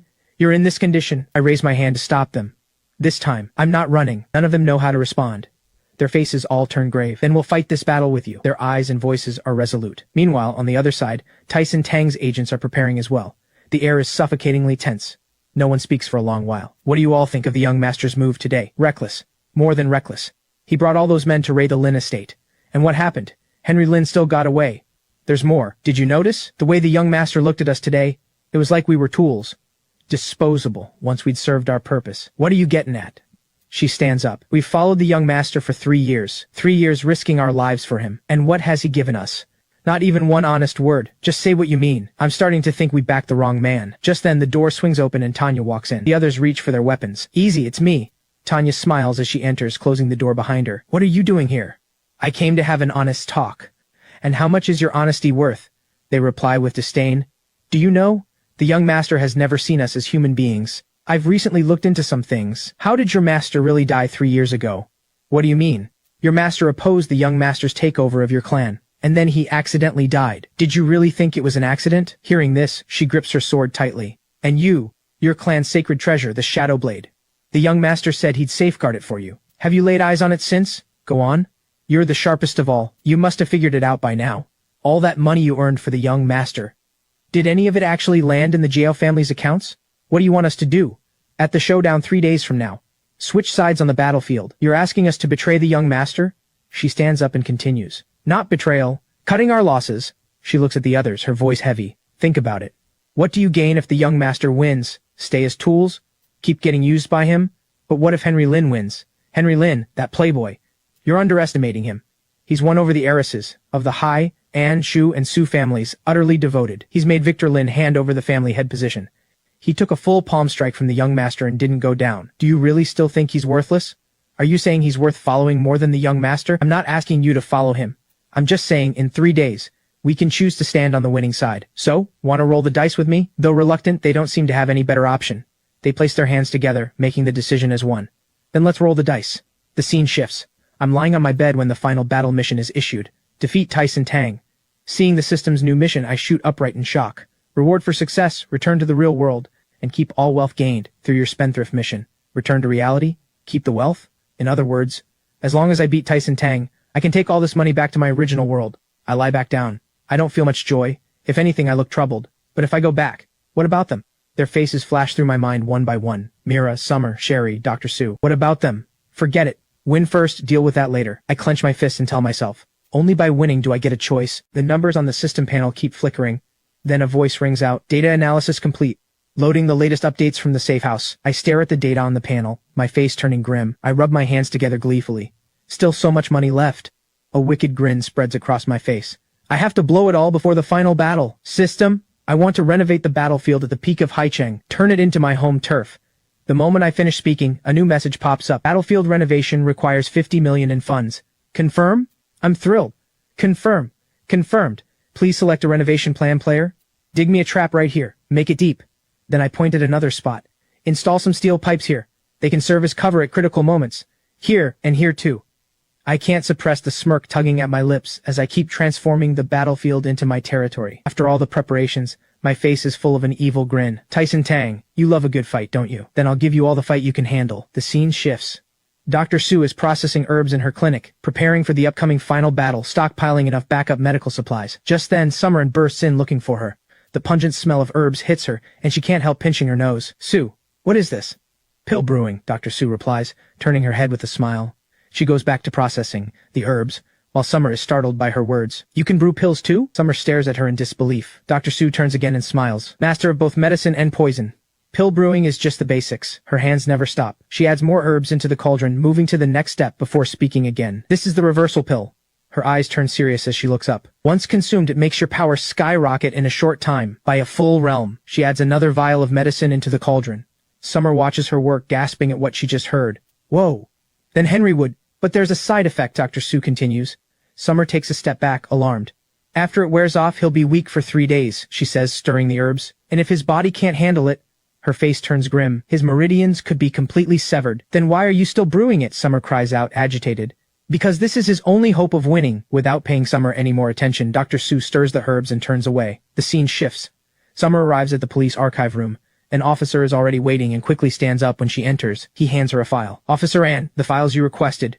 Summer takes the file, quickly flips through a few pages, scans them, then closes it and tucks it away. This evidence is enough to lock him up for life, she says venomously. She packs the files carefully, her face stern. Thinking of the mastermind behind it all, she can't muster a kind expression. She says coldly. After the battle, she straightens up, head high, her face grave. Is your judgment day. She will make Tyson Tang pay for everything he's done. The scene shifts to outside Sherry Shu's company. Tyson Tang's funds flow through 3 main channels: overseas accounts, underground money houses, and several shell companies. I've already had people watching these accounts. The second he moves a cent, we freeze it instantly. I'm hacking into his backup funding chain right now. Got it. Found it. He has hidden funds in a Swiss bank. Mira leans in to take a closer look. Can you freeze all of it? Sherry smiles. More than just freeze it. I can transfer every cent to your name. The plan is going so smoothly that they can't help but stand up and high-five in celebration. Perfect. Perfect. The scene shifts. They've all come to my place. Dr. Sue hands me a bowl of medicine. Henry, drink this. I have no idea what it is, but I take the bowl. Sherry and Mira are still working on their laptops. I raise the bowl and sniff the brew. What is this? It's the catalyst for the reversal pill, Dr. Sue replies. It'll prep your meridians first. I'd never doubt Sue. Without hesitation, I down it in one gulp. So hot. But I do feel a lot better. I lift my head, a little stunned by the effect. Here's the evidence on Tyson Tang's crimes. Summer walks over with the file. After the battle, I'll arrest him personally. Her tone is firm. I flip through the evidence. This many charges?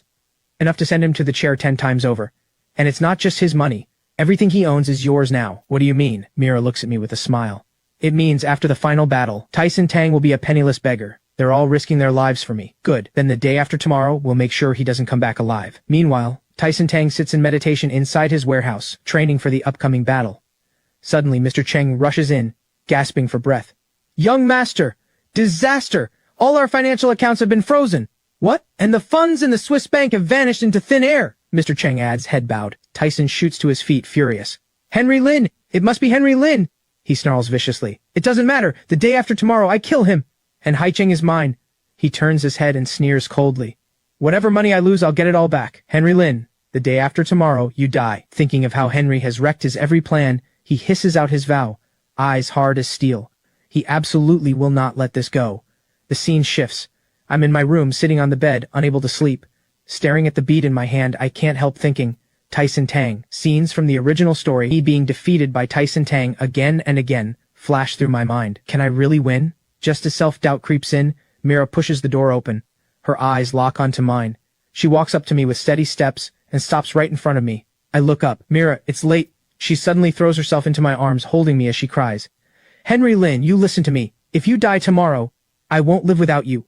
She really means it. I murmur to myself as I reach out and hold her back. Mira, I promise you, I whisper into her ear. I will come back alive. I pat her back gently to comfort her. She looks at me through her tears.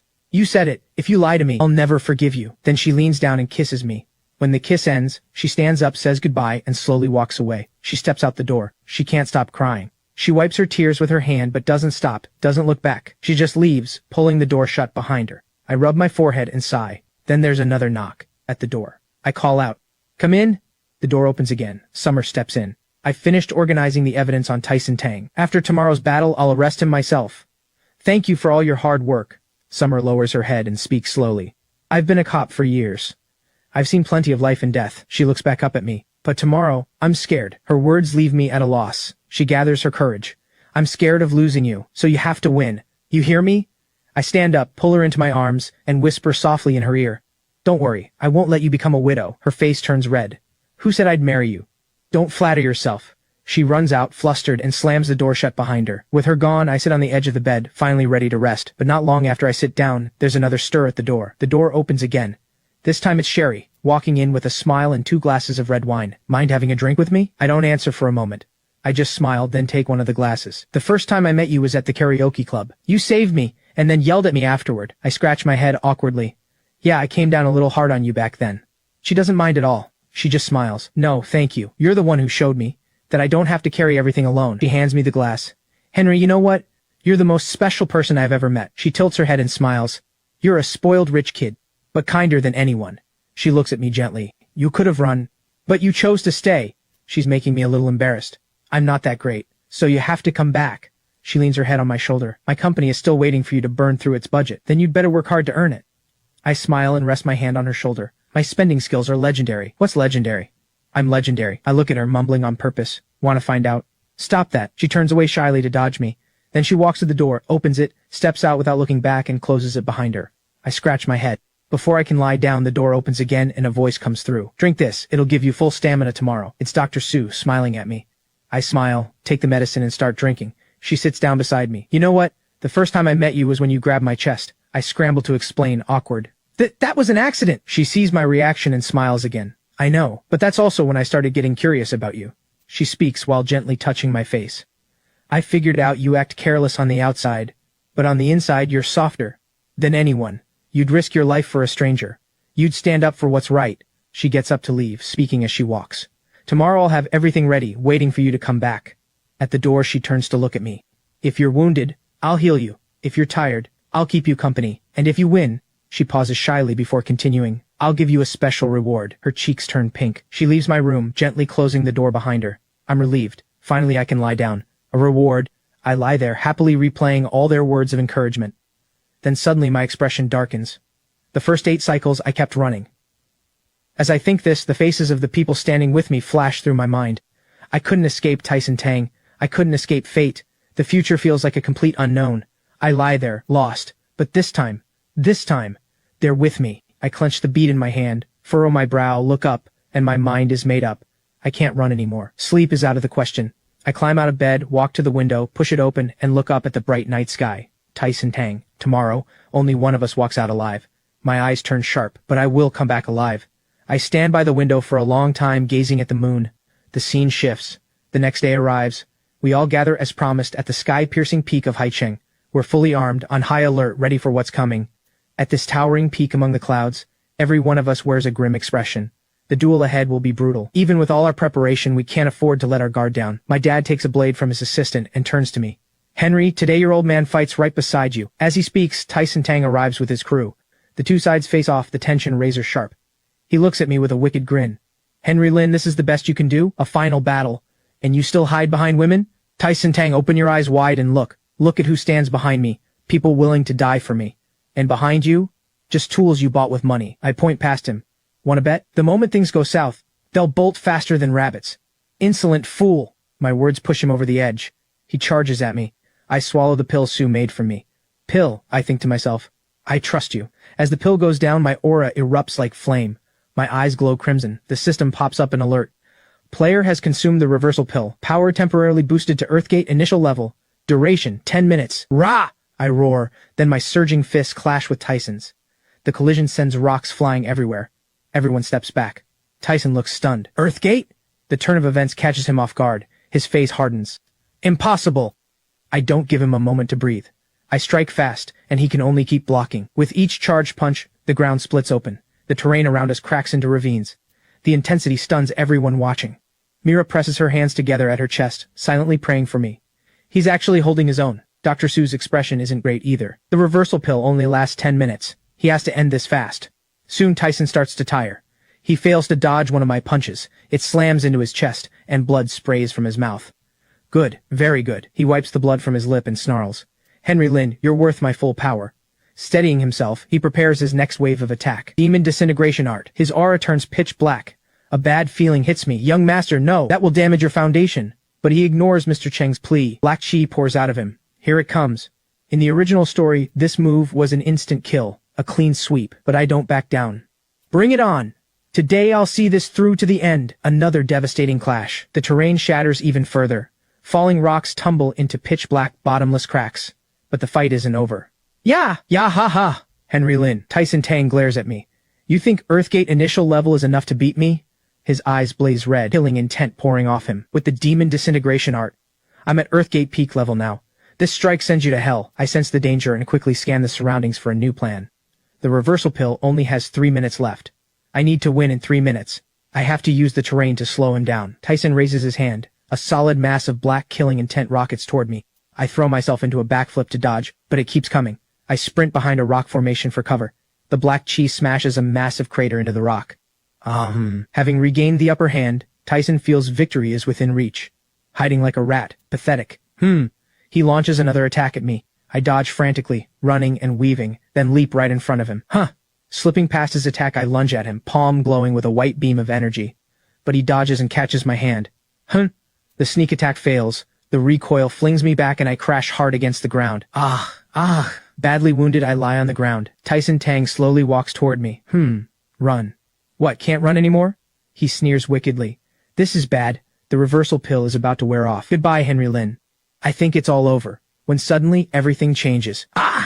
Tyson Tang's 4 female agents charge in one after another, launching a brutal assault on him. Caught completely off guard at first, Tyson quickly breaks free of their encirclement. With one sweep of his arm, his aura blasts all 4 of them back. Tanya, Vivian, Bianca, Lilith. Have you lost your minds? You dare betray me? Tanya speaks coldly. Betray you, young master. You've never treated us as human. How can it be called betrayal? Vivian adjusts her glasses and picks up the thread. For 3 years, we've risked our lives for you. Have you ever given us one honest word? How did my master die? You know exactly. My clan's sacred treasure, the Shadow Blade. Where have you hidden it? The sudden betrayal scrambles Tyson's thoughts. He grits his teeth at a loss. The 4 of them stand guard in front of me. Then Tanya turns and points at me. He's different, she says. He may have been born a spoiled rich kid, but he'll risk his life for strangers. He'll stand up for what's right. He makes the heiresses of the 4 great clans utterly devoted to him. He makes his people willing to die for him. He knows he can't win, but he never backs down. The 4 women glance at each other and smile, nodding. He's worth the gamble. In unison, they declare, so we choose Henry Lin. Ha ha ha. Seeing himself completely isolated, Tyson's fury twists into a laugh. He spits out the curse. A bunch of traitors. Fine then, I'll kill you all along with him. I pull myself together, stand up, and face Tyson alongside them. Together, Tyson crosses his arms across his chest, then sweeps them out. A black dragon erupts behind him and surges toward us. The 5 of us pour our power together, slamming back against the black dragon. A massive explosion fills the air with thick smoke. The onlookers grow worried for me all over again. Summer's face is full of disbelief. She never expected them to actually defect. The smoke clears. We emerge in front of the crowd. I'm standing in front of the 4 women, having taken most of the impact for them. My body is covered in fresh wounds. Tanya sees this and tears up. Henry Lin, you... I turn back to them. You chose me, so I'll protect you to the end. Lovesick fools. Seeing his attack failed, Tyson's resentment burns hotter. Fine then. I'll send you all to hell together. He launches into the air, preparing an even stronger strike. This time, 2 black dragons. At that moment, several streaks of light flash across the sky. The 4 leading ladies join the fight too. Heya! They land in front of me, unleashing their power to help. You protect them. We protect you. Last time we let you face it alone. Not this time. Excellent. Today, I'll wipe you all out in one strike. Facing the black dragons, they charge forward bravely. Heya! They surround Tyson Tang, attacking from all sides, but he refuses to give ground. Yaha! Yeah! Tyson hasn't completed 1 full cycle yet. There must be a 5-second chi reversal window. That's right. 1 cycle, 2 cycles, 3 cycles. Now. Dr. Seuss seizes the moment and launches a surprise strike, landing a direct hit. What's happening? His true chi has reversed. Now. They rush in and pin Tyson down. Henry, do it. I push myself up off the ground, remembering all the times Tyson brutally killed me. Rah! Then the faces of these women flash through my mind. This time, I won't lose again, because they're with me. Black Tiger Heart Strike. The final blow. I charge forward with everything I've got. By now, Tyson is broken free. He dodges my first punch, but the second one comes right behind it. The force of my fist takes the shape of a ferocious tiger and roars toward him. It slams into his chest, hammering him backward. He crashes to the ground, kicking up a cloud of dust. The dust settles. Tyson stands in the middle of the field, looking closer. There's a gaping black hole in his chest. Even he can't believe it. With wounds this severe, there's no way he survives. But he refuses to accept it. I'm the chosen one. How can this be? With such devastating injuries, he actually starts to laugh. Ha ha ha ha. None of us understand, but we suspect a trick and take a step back. Ha ha! What's so funny? Ha ha, Henry Lynn, you think you've won, huh? At least you lost. Ha ha ha, lost. I was destined to lose from the very beginning. His words leave everyone stunned. What nonsense are you talking? He points at me. Aren't any of you curious? Why can Henry Lynn hear this system? Why can you all hear his inner voice? Another bombshell drops. Everyone exchanges silent looks. How does he know we can hear Henry's thoughts? Of course I know, Tyson continues. Because I used to be just like you, able to hear the protagonist's inner voice. What do you mean? Ha ha ha. The heavenly Tao of this world collapsed long ago. The original story, the original destiny, all of it has been thrown into chaos. And you're an outsider. He points at me, accusing. Chosen by the system to replace me, to replace him. The system never said that. Of course it wouldn't. Because all it needs is a protagonist who can make it to the end. As for the journey, it doesn't care. This news truly leaves us all stunned. I once believed I was the chosen one too. Everyone listens with grim expressions as he goes on. Until I realized, every cycle, I was doomed to the same fate. Betrayed, replaced. He turns to his 4 agents. You think I was using you? No, it's because I was afraid. Afraid that if I gave my heart, the protagonist would take everything from me again, like the 8 times before. You're a reincarnator too? I ask him. No. I was the old protagonist. And you are the new one. The system chose you. That's why they can hear your inner voice. That's why you can rewrite fate, over and over. Treat them well.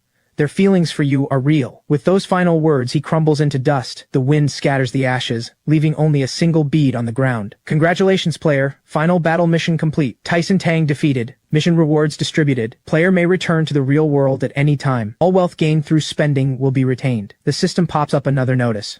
Friendly reminder, upon return, this world will be reset. All characters' memories of the player will be erased. Just like that, I'm in an impossible spot. Go back.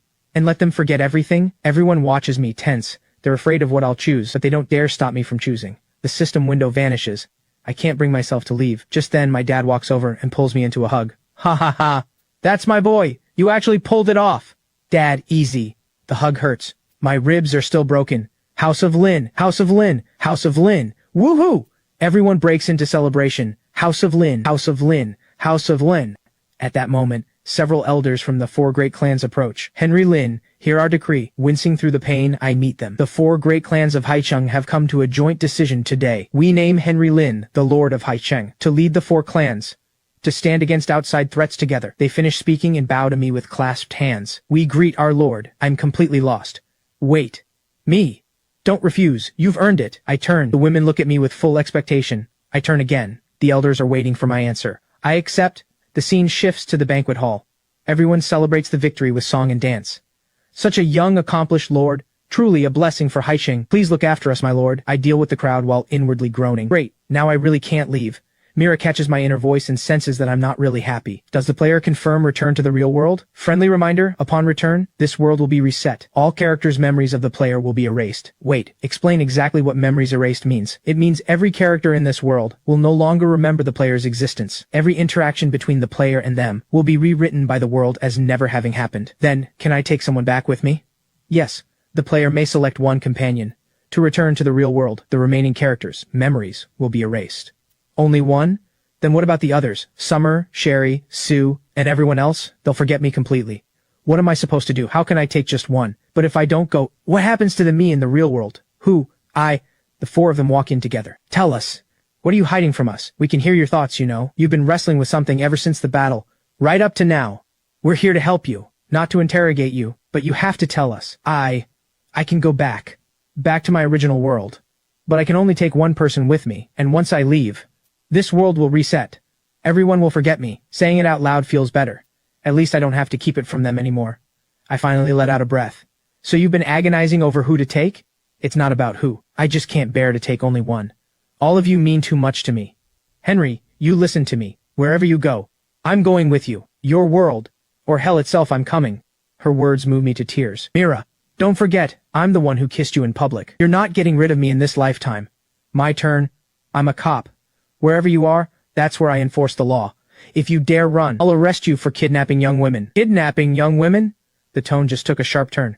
Who did I kidnap? Kidnapping the 4 of us isn't enough for a conviction, so you have to take responsibility for us all the way. You hear me, Henry? You know what I'm best at? Business. Right. My company can open up anywhere. Your world must have business opportunities too, right? Then I'll move the company over there. You go be the spoiled spendthrift. I'll clean up after you. Wherever you are, that's where I'll be. Heart rate elevated. Blood pressure rising. Emotional fluctuation excessive. Sue, please stop diagnosing me. My medical skills can heal anyone, no matter what world we're in. There will always be patience. Besides, you never know how to take care of yourself. If I don't go with you, who's going to look after your health? I didn't expect this. All of them. They're all willing to come with me. But the system said only one. Only one. What a piece of junk system. Can we just smash it? Maybe we can negotiate. If it's a system, there should be room to bargain. Or we look for a loophole. They're all thinking of me. But I can only choose one. I'm sorry. I really can't bring myself to choose just one. All of you mean so much to me. Then don't choose. We'll figure something out together. If the system could bring you in, there has to be a way for all of us to get out. Right. Let's figure it out together. I'm good at negotiating. Tomorrow I'll talk to the system. I've studied ancient texts. There might be records about the system somewhere. Why are you all so good to me? Because you're Henry Lynn, the fool whose words don't match his heart, tough on the outside, soft on the inside. The idiot who could have run, but insisted on staying to fight. The man who talks about blowing money, but is always helping others. The one who made us all fall for him. All right, we'll figure this out together. Dawn arrives quickly. They're all resting in my room. I walk to the center of the room. I take a deep breath and speak into the air. System, come out and talk. The system window appears. I want to take everyone with me. Name your price. Mira looks up. She knows the negotiation has begun. The system's stance is firm. The rule cannot be changed. Return to the real world. Limited to the player plus one companion. What kind of garbage rule is that? Can we just force it open? Don't be reckless. Hear it out first. My mind races, hunting for a loophole, a workaround. The rule. If the spendthrift mode lets you exchange money for real-world assets, then can I. Sudden clarity. I found it. System, the wealth earned through spendthrift mode. Can it be used to buy extra slots? The system starts processing rapidly. The fact that it didn't immediately reject me means there's a chance. Looks like I'm on the right track. Logic loophole detected in player's request. Recalculating. Everyone is on edge. Calculation complete. The player may use all remaining assets to exchange for one multi-person pass. Deal. They look confused as they hear me cheer in excitement. Please listen to the terms carefully. Once the multi-person pass is exchanged, the player will lose all wealth gained through spending. Upon return to the real world, you start from zero. I wasn't expecting that. My eyes widen, but Mira's reaction is even stronger than mine. Start from zero? How will you survive in the real world? From zero. From zero. I've got 2 hands and 2 feet. I'm not gonna starve. Summer doesn't like it either. But what? I don't see any problem at all. You're willing to come with me. I'm not gonna make you suffer alongside me. No more hesitation. I quickly realize what the right choice is. System. I accept. Please hear the final condition. Before exchanging for the multi-person pass, the player must complete one last challenge. Burn through your entire fortune. Not a single cent left. Burning through money? That's my specialty. The system window closes. We leave my room, ready to take on this final mission. Dad is downstairs in the living room reading the paper. We all walk up and stop in front of him. Seeing this, he thinks something's gone wrong. His face changes. What is it? What happened now? None of us speaks. I walk up to him and bow deeply. Dad, I'm sorry. I'm about to blow through every cent you ever gave me. Huh? Dad has no clue what's going on. His face is full of confusion. I just give him a smile. Don't ask why. If you must know, it's strategic squandering. He throws the newspaper down and stands up, fuming. Useless brat. The women are completely confused by my behavior. Huh? They're totally lost. Mira is the first to speak up. What's gotten into you? Hey. I just grin like an idiot. Today is a beautiful day. A beautiful day for squandering. Let's go. I'll show you what real spending looks like. The scene shifts. We're at a negotiation table. Mr. Lin, could you repeat that? I said I want to buy the entire city of Haicheng. Cough. You're serious? I pull a check from my pocket and toss it on the table. 3 billion. Enough? Enough. More than enough. Once I get a clear answer, I stand up and put my hand on his shoulder. Great. Once it's mine, transfer the ownership to these 4. They weren't expecting to be part of this. All 4 of them are stunned. The ownership transfer is wrapped up quickly. So, we're the rulers of Haicheng now? Not quite. 4 CO rulers. This kind of squandering is unheard of. This idiot just handed us a whole city. Ah, Mr. Lin, your visit honors my humble place. What a tremendous honor. Cut the talk, I want to make a donation. And how much were you planning to donate, Mr. Lin? All of it. Around 2 billion total, I think. What? The man drops to his knees on the spot. T2 billion? I walk over and help him up. Don't get worked up. It's pocket change. The reporters in the room snap photos and start filing their stories. Back home, the 4 of them come up to me. How much did you just donate? Didn't count. Around 2 billion. That's a third of your entire fortune. It's all gotta go anyway. Why not give it to people who need it?